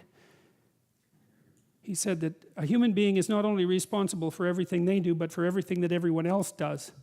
Now, you know, that's crazy, and he was an epileptic and a mystic, and that's a crazy thing to say. But it's also, there's something about it that's true, because if you were better, the people around you would be less worse than they are. And if you were good enough, you don't know how much better the people around you would be. And so, there's this idea too, you know, that Christ took the sins of the world unto himself. That's a complicated idea, man. I wrestled with that one for a very long time, but I think I figured out, at least in part, what it means. It meant that it's something like the realization of complete humanity. You see, to take the sins of the world unto yourself is to realize that, is to understand the Nazi concentration camp guard. Because that person is human, and so are you. And so if you can't see you in that, then you don't know who you are. And if you can see you in that, well, then you've started to take the sins of the world onto yourself, because you've actually started to take responsibility for those terrible things. You know, I think it's the motif of the motto of the Holocaust Museum in Washington. We must never forget. That's close. And I think, well, you can't forget. You can't remember what you don't understand. You will forget what you don't understand. And the question is, well, what are you supposed to remember about the Holocaust? It was a historical event, that 6 million people died. That's not what's to remember. What's to remember is that's what people can do. And you're one of them. And if you don't understand that you could do that, then you don't know who you are.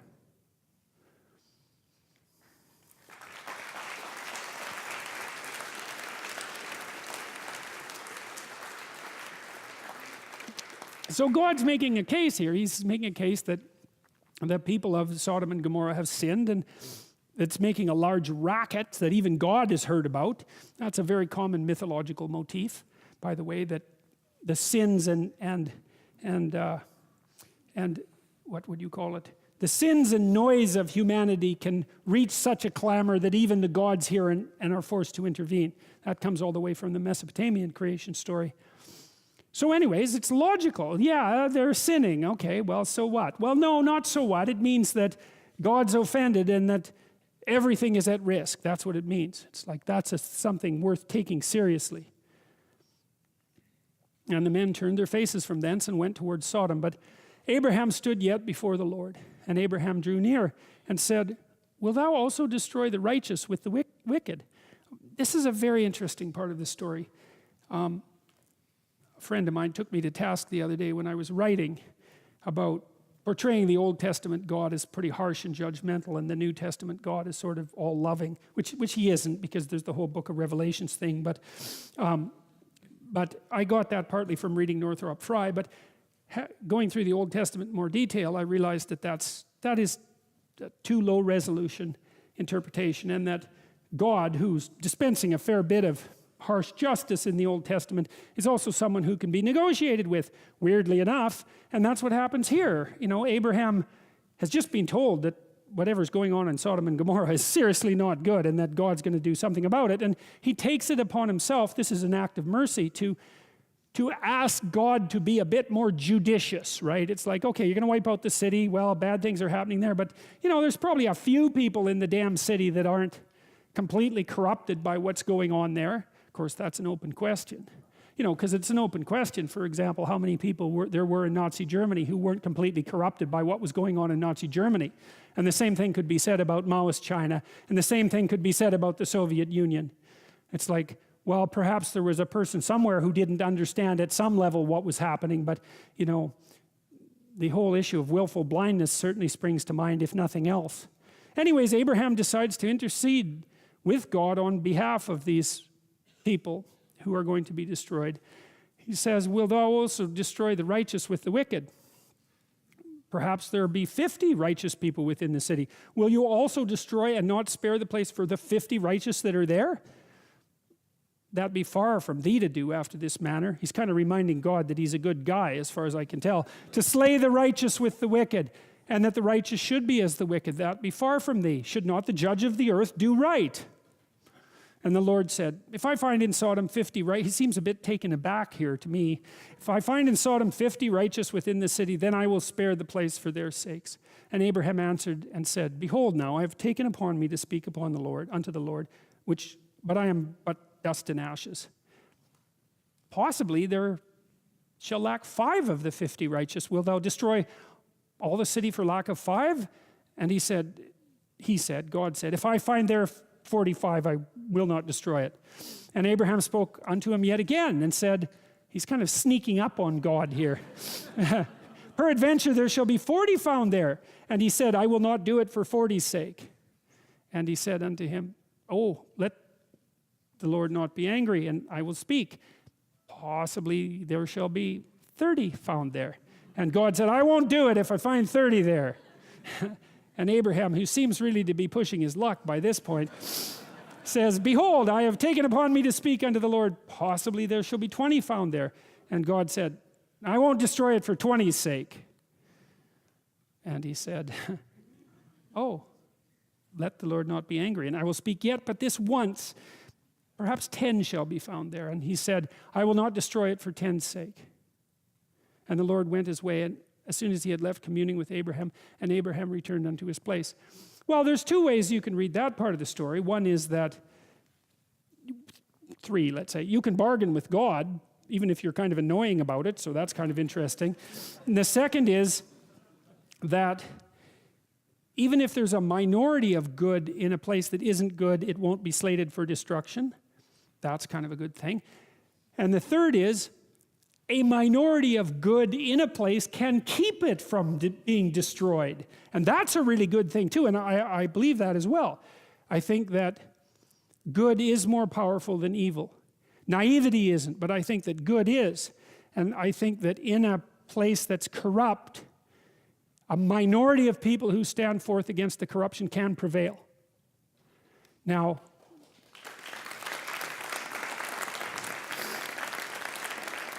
you know, I think one of the best examples of that, again, was Alexander Solzhenitsyn, because he was in the terrible work camps when he wrote his book. He memorized most of it, which is not an easy thing to do when it's 2,100 pages long and set in very tiny font. And he memorized most of it, and then he wrote it. And it was one of the things that brought down the Soviet Union. You know, it was published in the 1970s, first of all in the West. And the first thing that happened, at least initially, was that the communism as an ethical system lost absolutely all credibility whatsoever among anyone who is even vaguely educated immediately upon the publication of the Gulag Archipelago. He pulled the moral slats out from underneath it. And the book was definitely one of the reasons, there were many, but was definitely one of the reasons why the rotten system crumbled and fell without a war. And that's a great example of how one person can take on a tyranny and prevail. So, and he's not the only person who did that sort of thing, because, well, Gandhi did the same thing. I mean, I don't think the English were the Russians, but, you know, things were not so good in India. And what Gandhi did in India, under the influence, by the way, of Leo Tolstoy, was also a remarkable example of a single person intervening in a catastrophe and setting it far more right than it could be. So,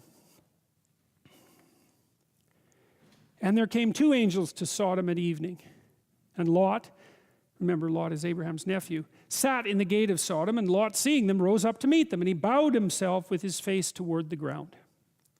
And he said, "Behold, my lords, turn in, I pray you, into your servant's house, and tarry all night, and wash your feet, and ye shall rise up early and go on your ways." Now he's Abraham's nephew and kinsman, and acting in exactly the manner that Abraham does. He shows hospitality to these people. And they said, no, we'll stay in the street all night. And he insisted, he pressed upon them greatly, and they turned in unto him and entered into his house. And he made them a feast and baked unleavened bread, and they did eat. But before they lay down, the men of the city, even the men of Sodom, compassed the house round, both old and young, all the people from every quarter. And they called unto Lot and said unto him, "Where are the men which came into thee this night? Bring them out to us, that we may know them." Well, that's the part of the story that's been used as a diatribe, let's say, against homosexuality, because to know is to engage in sexual intercourse. And the inhabitants of Sodom and Gomorrah were willing to tear the strangers out of Lot's house and use and abuse them as they saw fit, right? And so what are they doing? Well, they're violating the principles that govern appropriate conduct with the stranger. And maybe the stranger is something you shouldn't mess with, because you don't know who you're messing with. So that's like warning number one. Well, and they're violating the essential principles of hospitality. And then there's the sexual thing here, I think, the sexual thing here is something more like the absolute danger of immediate gratification, sexual included, outside the constraints of any civilized structure whatsoever, right? Because that's as uncivilized behavior as you could possibly hope for, right? Strangers come into your city, they're in the house of someone who's part of your city, they're being shown hospitality, a mob shows up and says, "Fork them over, man. We're going to do whatever the hell we want to them, and it's not going to be good. And if you get in the way, things are going to go even worse for you." So that's what it seems to me to be. It's completely dysregulated behavior. It's behavior that's outside the confines of any civilized structure whatsoever. It's an indication that the social structure of the entire society has collapsed, so that there's nothing left for the inhabitants to do except to engage in the most brutal of immediate gratification and destruction. Well, so what does Lot do? "I pray thee, brethren, do not do so wickedly. Behold now, I have 2 daughters which have not yet known man. Let me, I pray you, bring them out unto you, and you do to them as is good in your eyes, only unto these men do nothing. And therefore came thee under the shadow of my roof." Well, it's hard to know what to make of that, you know. I mean, it doesn't exactly seem like the advisable thing for Lot to do. But I think at least what it is an indication of the degree to which he took the solemn vow of hospitality seriously. And I think that's the idea that the story is trying to promote. And the angel said, "Stand back." Oh, and the men said, "Stand back." And they said again, "This one fellow came in to sojourn to talk to us, and he will needs be a judge. Now we'll deal worse with him than with them." And they pressed sore upon the man, even Lot, and came near to break the door. Maybe what Lot thought was something like, well, we're done. Like, we're all done with this mob. And perhaps I can spare some of us. And they pressed sore upon the man, even Lot, and came near to break the door. But the men, this is the angels, put forth their hand and pulled Lot into the house to them and shut the door. And they smote the men that were at the door of the house with blindness, both small and great, so that they wearied themselves to find the door. So they were so corrupt that they were blind and could not see now, even to find the door. And the men then said unto Lot, "Hast thou here any family members, son-in-law, and thy sons and thy daughters, and whoever thou hast in this city, get them out of the place, for we will destroy this place, because the cry of them is waxen great before the face of the Lord, and the Lord has sent us to destroy it." And Lot went out and spake unto his sons-in-law, which married his daughters, and said, "Up, you get out of this place, for the Lord will destroy this city." But he seemed as one that mocked unto his sons-in-law. And when the morning arose, then the angels hastened Lot, saying, "Arise, take thy wife and thy 2 daughters, which are here, lest thou be consumed in the iniquity of the city." And while he lingered, the men laid hold upon his hands, and upon the hand of his wife, and upon the hand of his 2 daughters, the Lord being merciful unto him. And they brought him forth and set him without the city. So he's still, this is an indication of the danger of not acting with appropriate haste when the time has come. I mean, Lot's already seen what happened. He saw that the men came to his door. He saw that they were murderous rapists. He saw that the angels took them out. And he's still hesitant to leave that place. And so I guess one of the things that this story requires people to ask themselves is, are you in a place that's so bad that you should leave? Or when are you in a place that's so bad that you should leave? And if you are in a place that's so bad that you should leave, then the time to leave is now, because there's no time to waste. And it came to pass, when they had brought them forth abroad, that he said, "Escape for thy life, look not behind you, neither stay thou in all the plain. Escape to the mountain, lest thou be consumed." And Lot said to them, "Oh, not so, my Lord. Behold now, thy servant hath found grace in thy sight, and thou hast magnified thy mercy, which thou hast showed me into saving my life. But I cannot escape to the mountain, lest some evil take me, and I die. Behold now, there's a city near to flee unto, and it's a little one," which means maybe it's not big and corrupt like Sodom and Gomorrah. "Oh, let me escape thither. Is it not a little one? And my soul shall live." Matthew Henry said, "Lot lingered, he trifled. Thus many who are under convictions about their spiritual state and the necessity of a change defer that needful work." And he said unto him, "See, I have accepted thee," the angel. And he said unto him, "See, I have accepted thee concerning this thing also, that I will not overthrow this city for the which thou hast spoken, the small city. Haste thee, escape thither, for I cannot do anything till thou be gone hither." Therefore the name of the city was Zor. That's where Lot went. The sun was risen upon the earth when Lot entered into Zor. Then the Lord rained upon Sodom and upon Gomorrah brimstone and fire from the Lord out of heaven. And he overthrew the cities and all the plain and all the inhabitants of the cities and that which grew upon the ground. But his wife looked back from behind him, and she became a pillar of salt.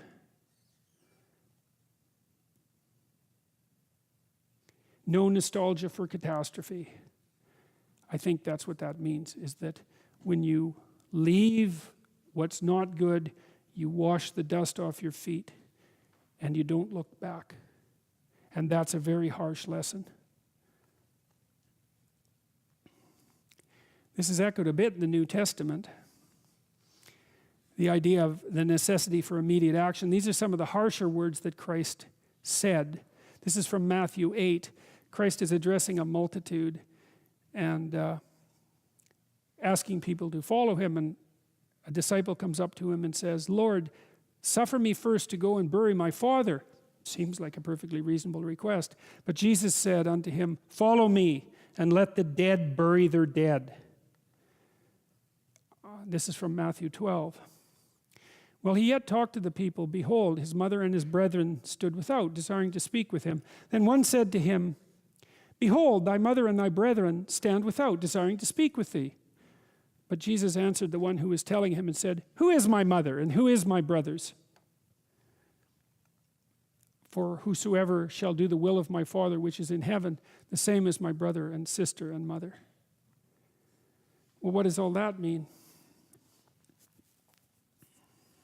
It means that there's no excuses whatsoever for not getting up and getting at it. That's what it means. And it means that, it even means that when people are beset with a catastrophe, like let's say the death of their father, that they are prone to use that as an excuse for not going about the business that they should be going about. Because they can say to themselves, well, I would accept. And accept, there's always good reasons. I mean, believe me, there's always good reasons for not doing what you should.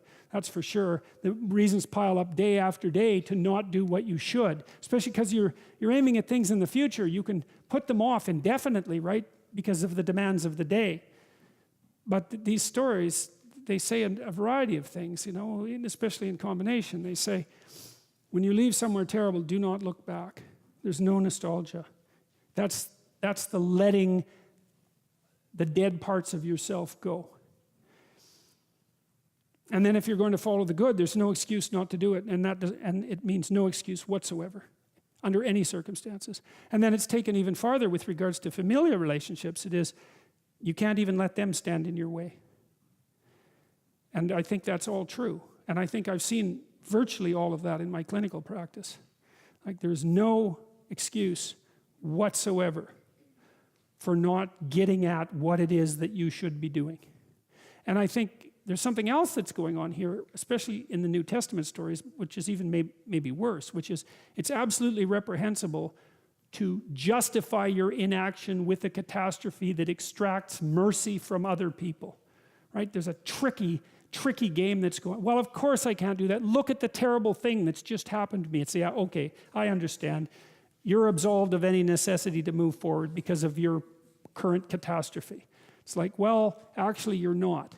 And it's rather rude of you to use it as an excuse. And it's certainly counterproductive. And Abraham got up early in the morning to the place where he stood before the Lord, and he looked toward Sodom and Gomorrah and toward the land of the plain, and behold, and lo, the smoke of the country went up as the smoke of a furnace. And it came to pass when God destroyed the cities of the plain that God remembered Abraham and sent Lot out of the midst of the overthrow, when he overthrew the cities in the which Lot dwelt. And Lot went out of Zoar and dwelt in the mountain, and his 2 daughters with him, for he feared to dwell in Zoar. And he dwelt in a cave, he and his 2 daughters. And the firstborn said unto the younger, Our father is old, and there's not a man in the earth to come into us after the manner of all the earth. Come, let us make our father drink wine, and we will lie with him, that we may preserve the seed of our father. And they made their father drink wine that night, and the firstborn went in and lay with her father, and he perceived not when she lay down, nor when she arose. And it came to pass on the morrow that the firstborn said unto the younger, Behold, I lay yesternight with my father. Let us make him drink wine this night also, and go thou in and lie with him, that we may preserve seed of our father. And they made their father drink wine that night also. And the younger arose and lay with him, and he perceived not when she lay down, nor when she arose. Thus were both the daughters of Lot with child by their father. Well, it's like the story, you know, the story's outlined the catastrophe of Sodom and Gomorrah, essentially the ethical catastrophe of Sodom and Gomorrah, the dissolution of the civilized constraints that should regulate all behavior. And then the city is destroyed, but there's an echo of it afterwards, right? Because Lot had lived in Sodom and Gomorrah. And what happens to him, even after he escapes, is that he gets tangled into an incestuous web. And so I think that it's not foreshadowing, it's post-shadowing, if there's such a thing. It's an echo it's an echo and a reminder of how terrible whatever it was that was happening in Sodom and Gomorrah was. That even after escaping, the iniquity still remained.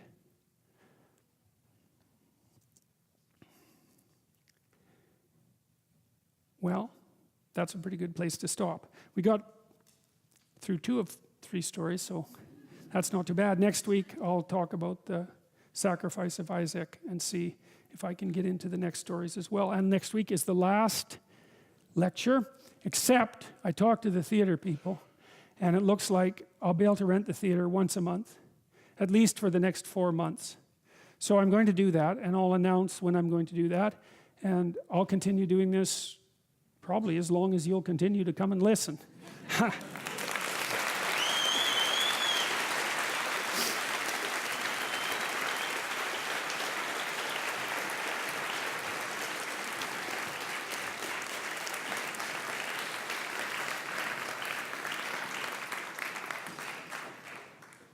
I could tell you something cool that happened too, if you want.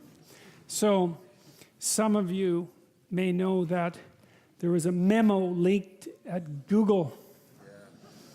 How many of you know about that? Oh, wow. A lot of you. So, a colleague of the man who released the memo got a hold of me yesterday and said that the man who wrote the memo wanted to talk to me. So I interviewed him today. I made a YouTube video out of it. We went over his memo, which was scientifically accurate in my estimation. And so I'm going to release that hopefully tonight. So we'll see how that goes.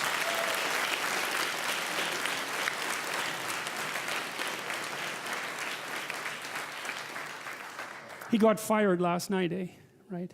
He got fired for perpetuating gender stereotypes. He told me today that his last performance review, he had been given superb, which is the top few percentiles of the employee distribution at Google, right? Perpetuating gender stereotypes. I went through his document.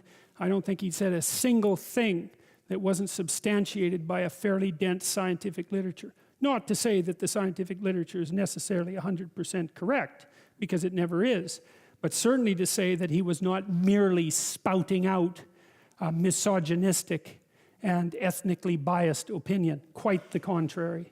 So we had a nice discussion about that today, and hopefully the discussion will continue. So, all right, questions? Hello. So how does it feel to be a grandfather? Well, it's great. I mean, look, a couple of things about that. I mean, my daughter has had a catastrophic life in many ways. A lot of things went wrong with her physically, really bad things, and this went perfectly.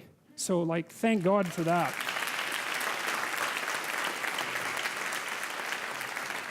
So then, and then the other thing is, I love kids, you know. Now, infants, well, you know, it's not, infants are cool and interesting, but I'm not sure exactly what to do with them, you know. But once they're about 6 months old, and then from then on, like, I love having kids around, so I'm thrilled about the fact that this has happened. So, hooray, you know, hooray.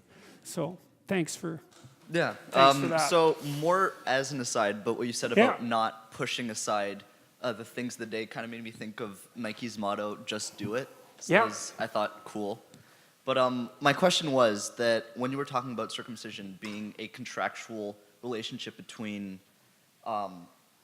sacrifice and compared it to a girl having a period, that didn't make a lot of sense to me. But also, it seems to me that it being a sacrifice requires some form of willingness, basically, from the one having circumcision. And I don't necessarily want to put forward what you didn't. You said you specifically didn't want to address as to infants not having any choice in the matter, but more in the context of it being a sacrifice. How does that? I think that's how a modern person would see it, and I think that there's some utility in that, but it's incomplete to some degree, you know, because one of the things that happens with God and Abraham is that God tells Abraham that he has to take care of his family, his children. Now the question is exactly how do you take care of your children, and the answer is sometimes you make decisions for them. Now, you might say, well, it'd be better if they could make the decisions for themselves, and that's actually the case. So you might say, well, I won't bring my kids to church because it'd be better if they could make the decision for themselves. And that's what I did with my kids, you know. But I'm not so sure that was a good idea. And the reason I'm not so sure it was a good idea was because there are a bunch of things they didn't learn. Now, the degree to which a parent should exercise control over his or her child is indeterminate. But I guess the hope is that you exercise the minimum amount of control necessary to maximize the child's probability of success. And that certainly requires adopting responsibility for making decisions as well, because the child can't make decisions. You know, you can't just let the child lay there and make decisions, right? That's just not going to happen. And so you might say, well, Abraham has no right to impose something like circumcision on his children. And because it's a sacrifice, it's something that they should be doing themselves. But the problem with that is that Abraham also has no right to abdicate his responsibility to his children in the name of some hypothetical mercifulness. And those two things have to be balanced. Well, according to the story, Abraham got the balance right because, of course, he's made this covenant with God. Now, exactly what that means in people's day-to-day lives, well, that's a harder issue. But I would say, I think in the modern world, people err on the side of, I don't know.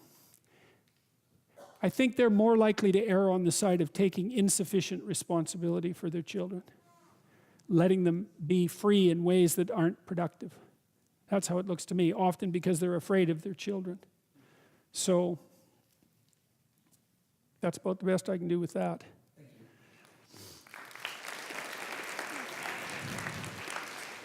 Dr. Peterson, I've recently started reading Maps of Meaning, and there was something in the introduction to that story that I found particularly, the introduction that you wrote before you went into all the, that I found particularly compelling, I guess. The part when you were talking about the split that developed in your psyche when you were, you know, Yep. I think you talked about it in one of the earlier lectures. Yeah, I talked about it a little bit today. Yeah, a little bit today as well. Yeah. You said something in that paragraph there that what you said was you have to earn the right to identify with an idea. Yeah, certain ideas for sure. With yes. certain ideas for sure. So basically my question is, how should a young person such as myself, who doesn't have a whole lot of life experience, be able to read literature and psychology and interact with, you know, the wisdom of culture and then incorporate it into a structure that's still authentically their own? Well, look, I think the way you asked that question means that you're actually doing a pretty good job of that. Well, I mean that because that was a very carefully formulated question, and it was obvious that you were actually looking for an answer instead of trying to tell the audience a bunch of things that you knew, which often happens with questions, right? And it's very annoying for the audience to be subject to questions like that, right? Because it's a form of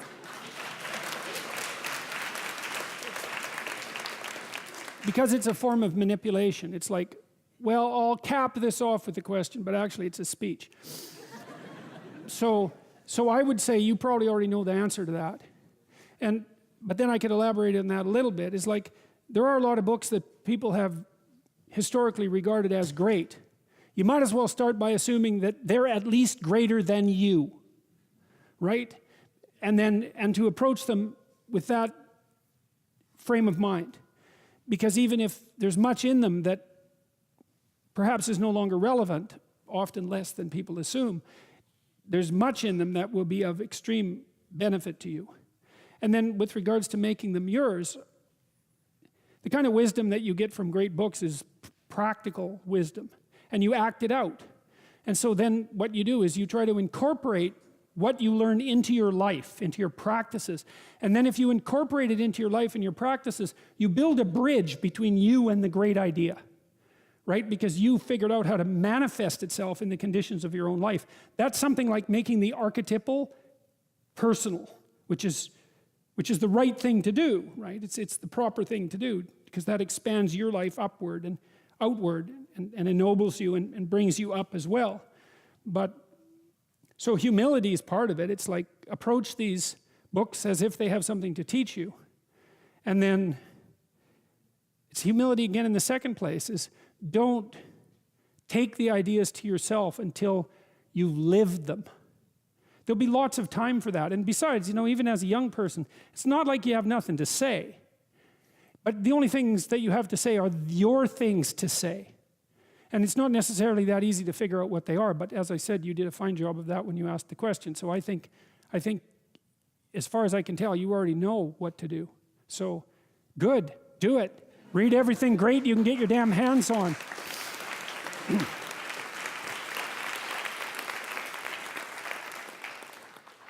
Hello, Dr. Peterson. So a lot of your work, a lot of your lectures recommend the audience tackle life with a lot of attention and intention.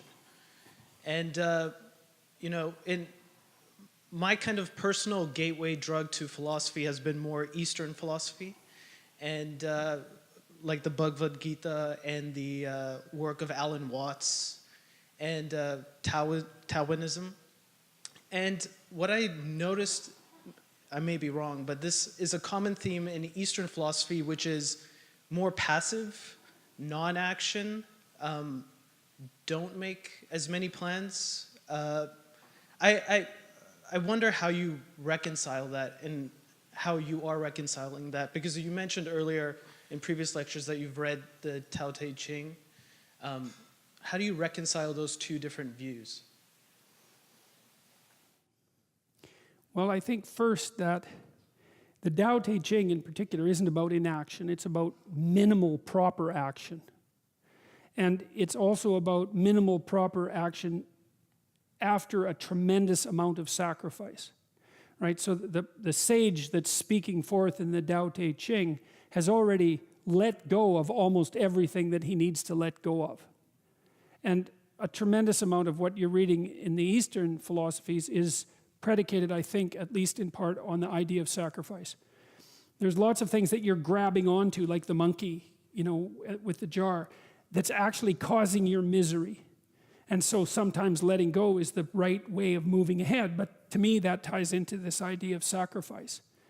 So now whether there's more than that, whether there's more intentionality in Western philosophy and less intentionality in Eastern philosophy, I'm not exactly sure.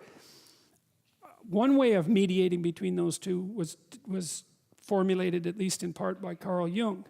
Now, he pointed out that the archetypal figure for the West died at 32.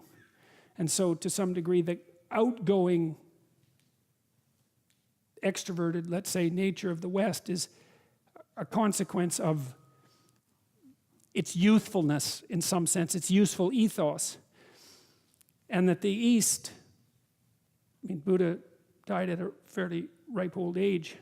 And even in the Hindu practices, if I remember correctly, in many Hindu temples, there's a lot of erotic sculptures. An idea is something like, if you can't get past the damn erotic sculptures, it's not time to go into the temple. But it's more than that. It might also be that if you're young, it's not time to get past the erotic sculptures. So maybe there's a moving forward into life in youth and a letting go in the latter part of life. And that was Jung's way of mediating between those two traditions. I think they're tightly aligned with regards to the importance of sacrifice. It frequently is the case that it's your desire, Maya, let's say, your desire, that's causing your suffering, right? And so there's an emphasis in Buddhism, even more than in Taoism, I would say, on letting go of what's making you miserable. But you remember, the thing about Buddha is that he got enlightened under the bo tree, right? He basically stepped into the city of God. He stepped into nirvana. And he could have stayed there. But he chose to come back because he decided that he had a responsibility to rectify suffering in the rest of the world, that it was not sufficient for him to be enlightened while everything else was left in a state of insufficiency and suffering. And so I wouldn't call that inaction, you know?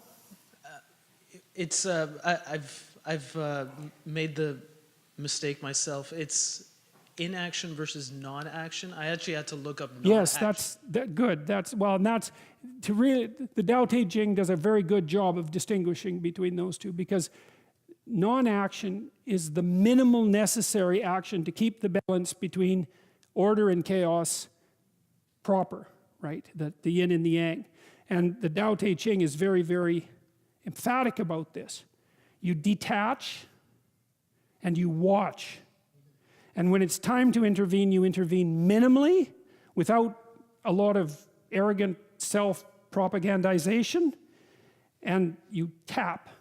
And if you do that properly, you hardly have to do it at all. And it's as if you're doing nothing. And there's great wisdom in that book. I really like the Tao Te Ching. It's a remarkable document.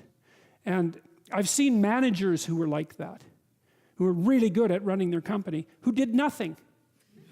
Well, and what they did, but first of all, they set up people to replace them. Because their idea was, well, if I'm a really good manager, then this place could run without me. There's a real humility in that. And then they just kind of wandered around the place talking to people.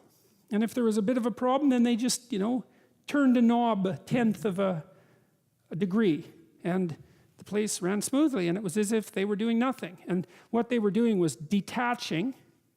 So they weren't being buried by their current concerns. They were watching to see what was going on. And then they were minimally interacting. And that worked like a charm. So I think that I don't like the idea that all religious traditions are the same, because that just makes them into like a gray mass. But I don't see that there's any difference there that can't be bridged. I think as you look into the details, the bridges become more clear. Thank you. Yep.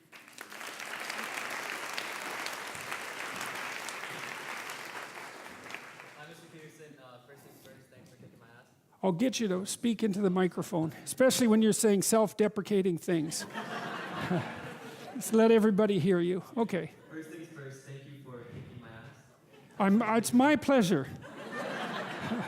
What's happened? What's happened to you as a consequence? As a consequence Yeah. of you kicking my butt.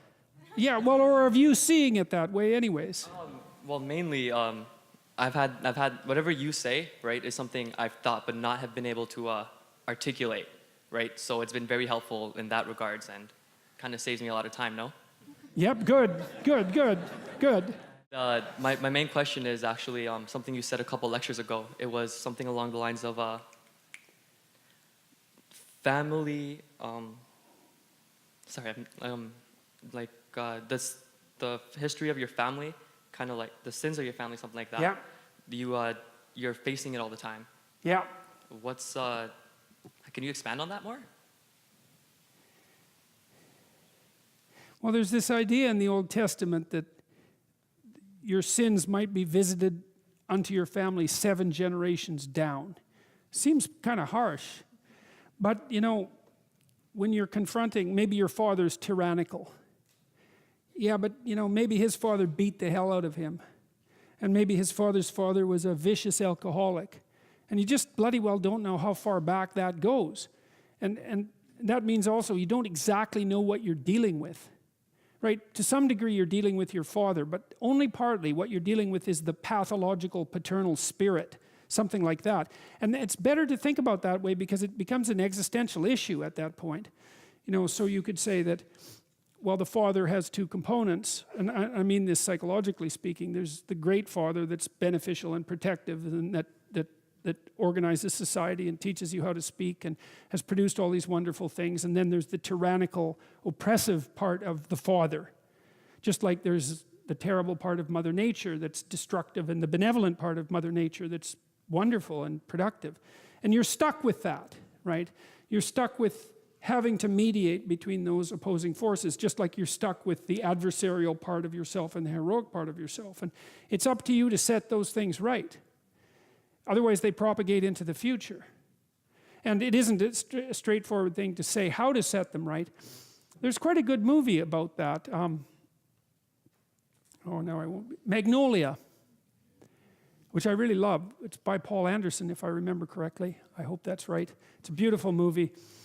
And it's about this, part of it's about this kid whose father's really pushing him to be a superstar at a quiz show, right? He's a genius kid, eh? And the kid studies this guy named Charles Fort. You don't understand this movie if you don't know this, because you got to know about Charles Fort to understand Magnolia. Charles Fort was this weird old guy who got rich with an inheritance when he was like 20 and spent the rest of his life in libraries looking up impossible things and documenting them. Impossible things that couldn't happen from a scientific perspective, that were well attested to by multiple observers. And he produced this newspaper called the Fortean Times, which still runs.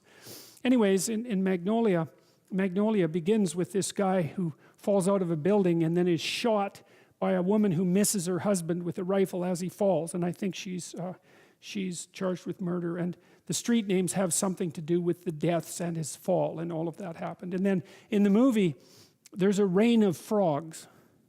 And there are rains of frogs from time to time. Sometimes they're frozen. Sometimes they're rains of fish. Sometimes they're frozen. It's like, what the hell? How does that happen? It happens quite frequently, as it turns out.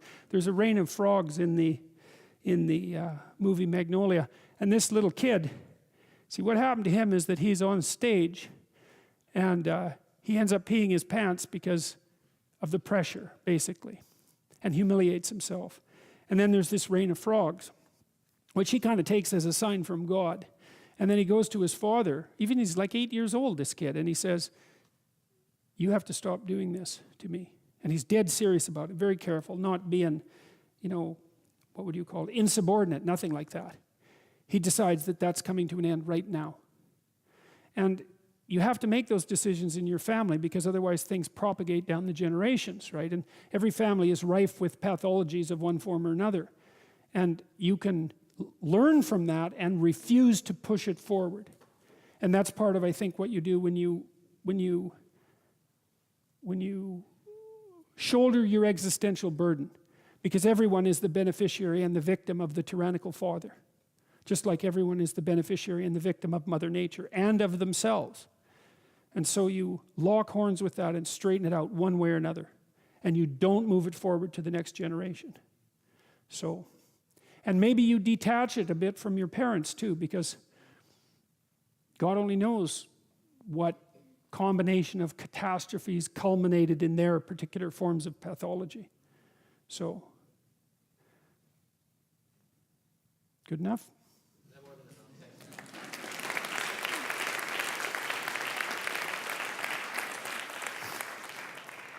So this week we've had the Google thing. There was the YouTube thing that happened last week. What's going on with censorship, and what should people do about it?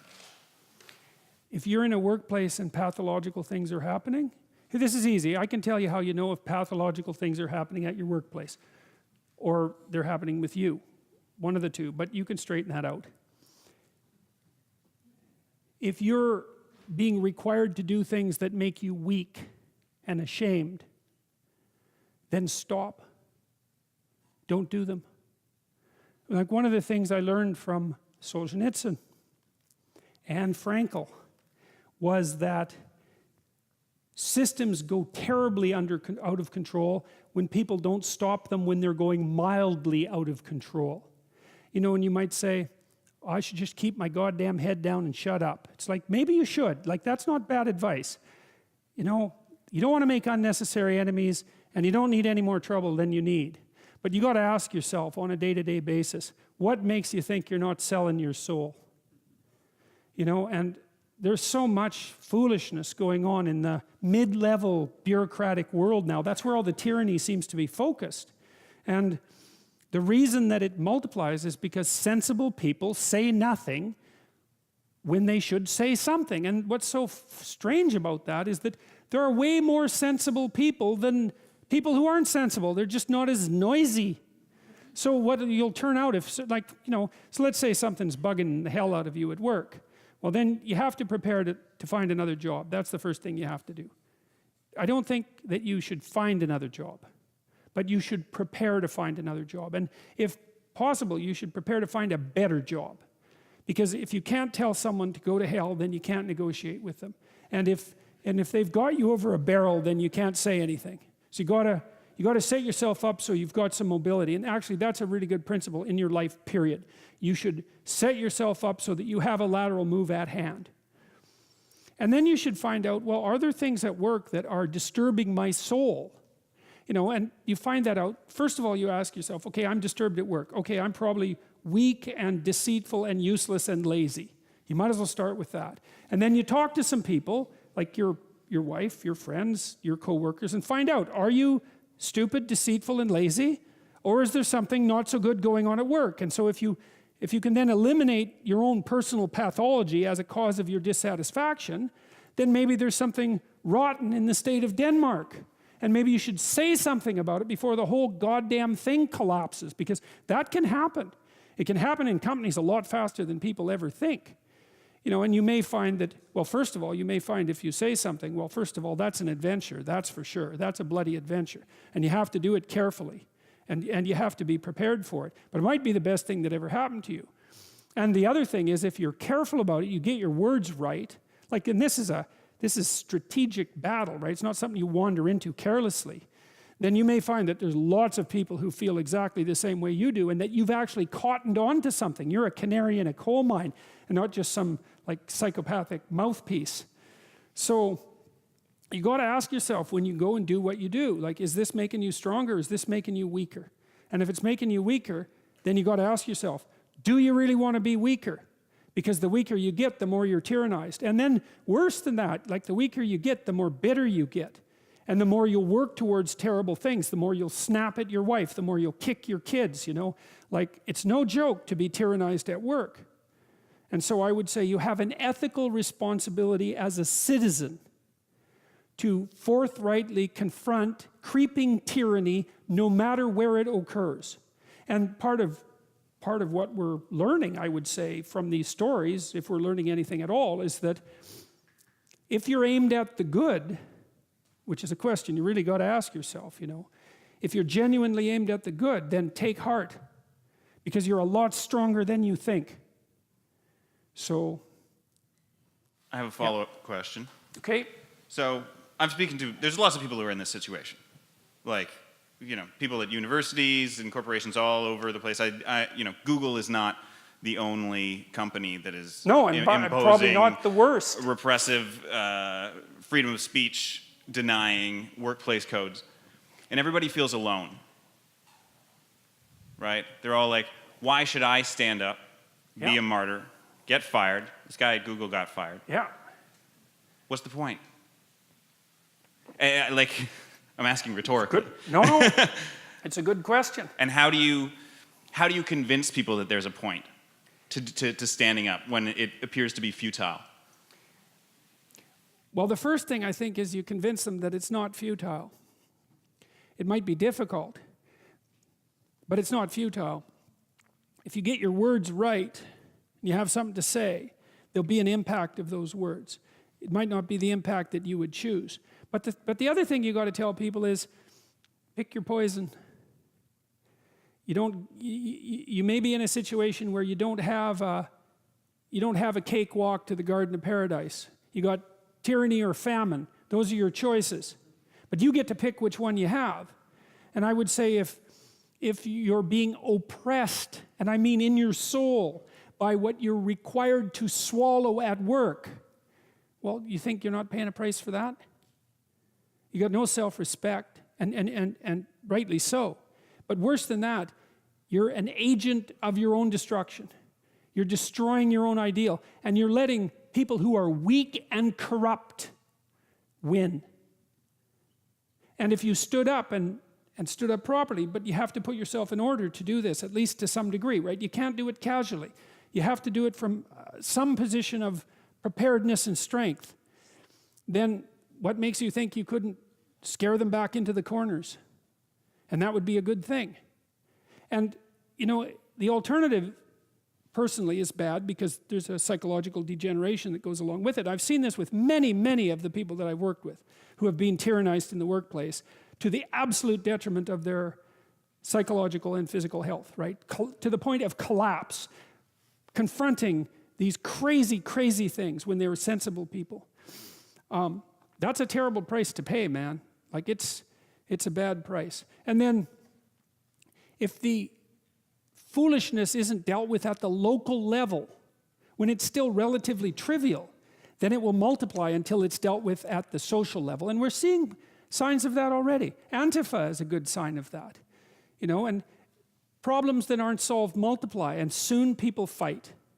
And you know, better to argue than to fight, unless you want to fight. And some people want to fight, and I can understand why, but I wouldn't recommend it because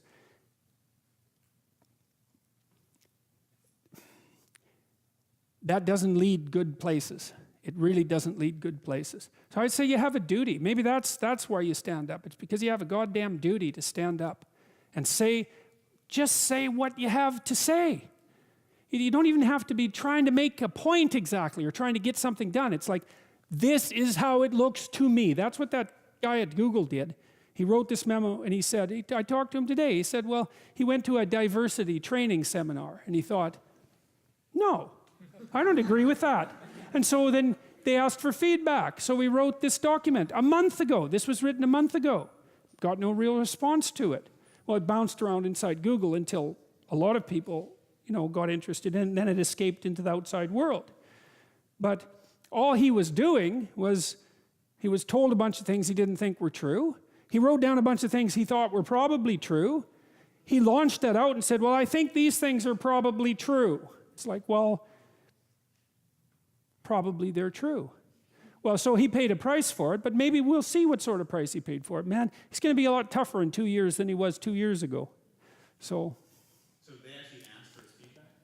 No. And that's why he wrote that out? No, they didn't answer his feedback. No. But, well, you can watch the video. The story's there, but that's kind of the outline of it. So sorry to monopolize this. I have one other question about this, and I think it's important. Aside from Google just being a workplace, right, it also controls, they own YouTube, right, which is imposed a new censorship scheme. And it controls a huge amount of the information that people get. This is true. And so what happens to society when companies such as Google, which control our information, start to censor not just themselves and maybe the information that's coming out to the rest of the world? How much is this already happening? And how much? How about if we refuse to find out? That would be good.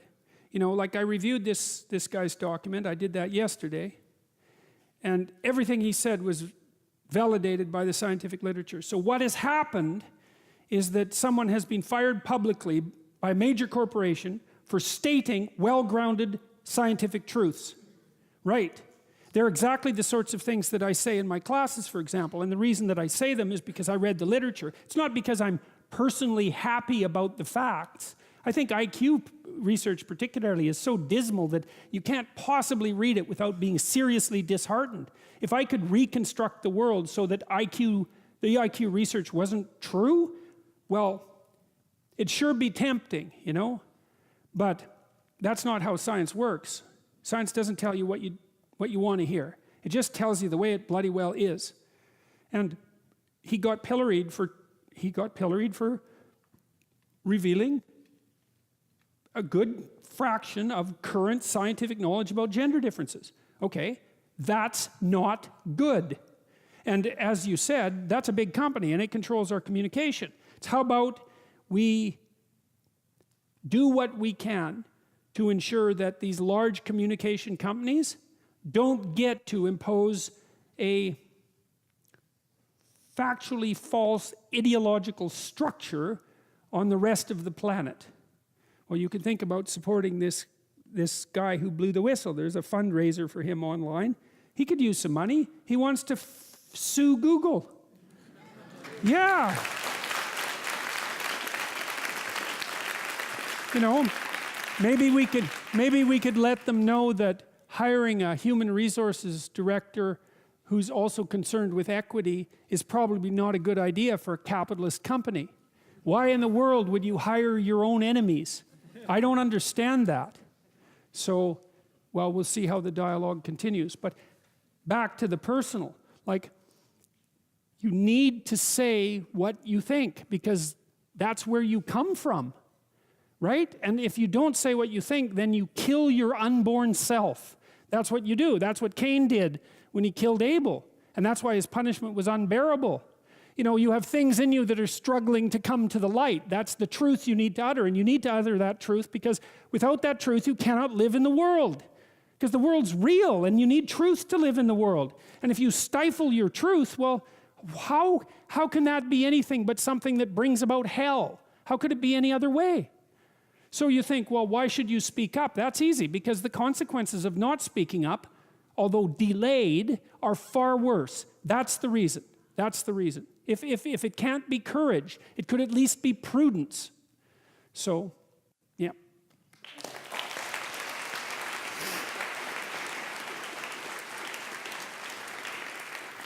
One more.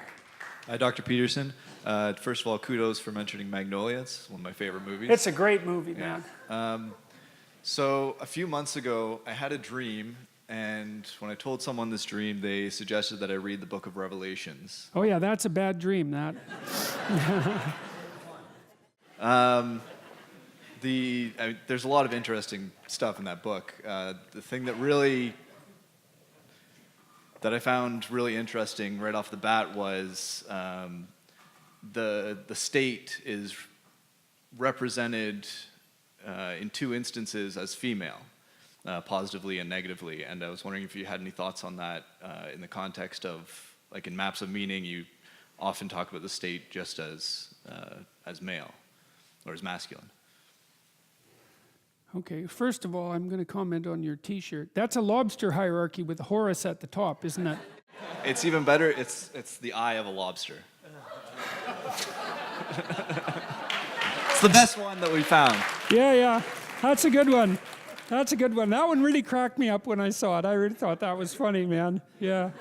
And when my graduate students used to meet, when I first talked about this lobster stuff, we'd meet for breakfast, and they were a very combative, snappy group of graduate students, and they were always trying to one-up each other with jokes, and whenever one really pulled a good joke on another, they'd stand up and, like... It was really funny. It was really funny. Okay, let's see. Can I answer that question?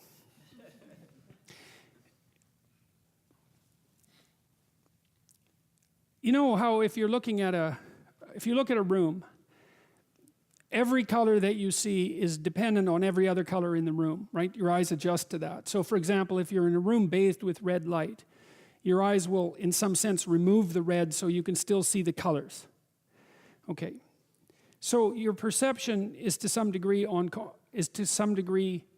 dependent on context.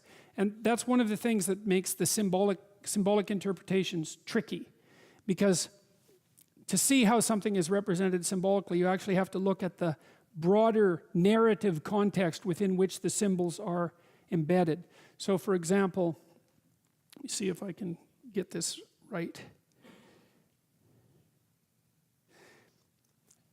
If the story has an island and an ocean, then the ocean is often symbolically feminine and the island is symbolically masculine. But if the story is the island and the sky, then the island often becomes symbolically masculine and feminine, and the sky symbolically masculine. And you might think, well, how can the island be masculine and feminine at the same time? And the answer is, well, it depends on what it's being contrasted with and why. And so that's part of the key to the change in symbolism in the book of Revelation. And so it isn't inevitably the case that culture is represented with the patriarchal symbolism, but it's most commonly the case. So, you know, there is Mother Russia, for example. I guess it would depend to some degree, too, on what your metaphor is for the state, because the state can be an all-providing mother, or it can be a judgmental father. And it seems that we tilt more towards the father with regards to terminology relating to the state. And I think the reason for that is because I think human hierarchies, like chimp hierarchies, are fundamentally masculine. The fundamental hierarchy is masculine. Even with chimps, there's a female hierarchy, but it's like the female hierarchy is nested within the male hierarchy. It's not the case with bonobos exactly, but I think it is the case with human beings. And so I think we have a strong proclivity to masculinize the state. But that doesn't mean there aren't exceptions. And symbolic representations are very slippery that way, because you can't stamp an entity with a symbol, because that would be the same as just giving it a name, right? And you can't have a dictionary of symbols where you say, well, you know, a house always means the psyche. It's like, no, sometimes the house means the psyche, but it depends on the story. And so you have to take the entire structure of the narrative into account to determine why those particular symbolic representations are being used. What I offered in Maps of Meaning was kind of a shorthand, you know. Generally speaking, there's nature, positive and negative, usually feminine. Generally speaking, there's culture, positive and negative, usually masculine. And generally speaking, there's the individual, good and evil, right? Heroic and adversarial, often typically represented as masculine, especially in adventure stories.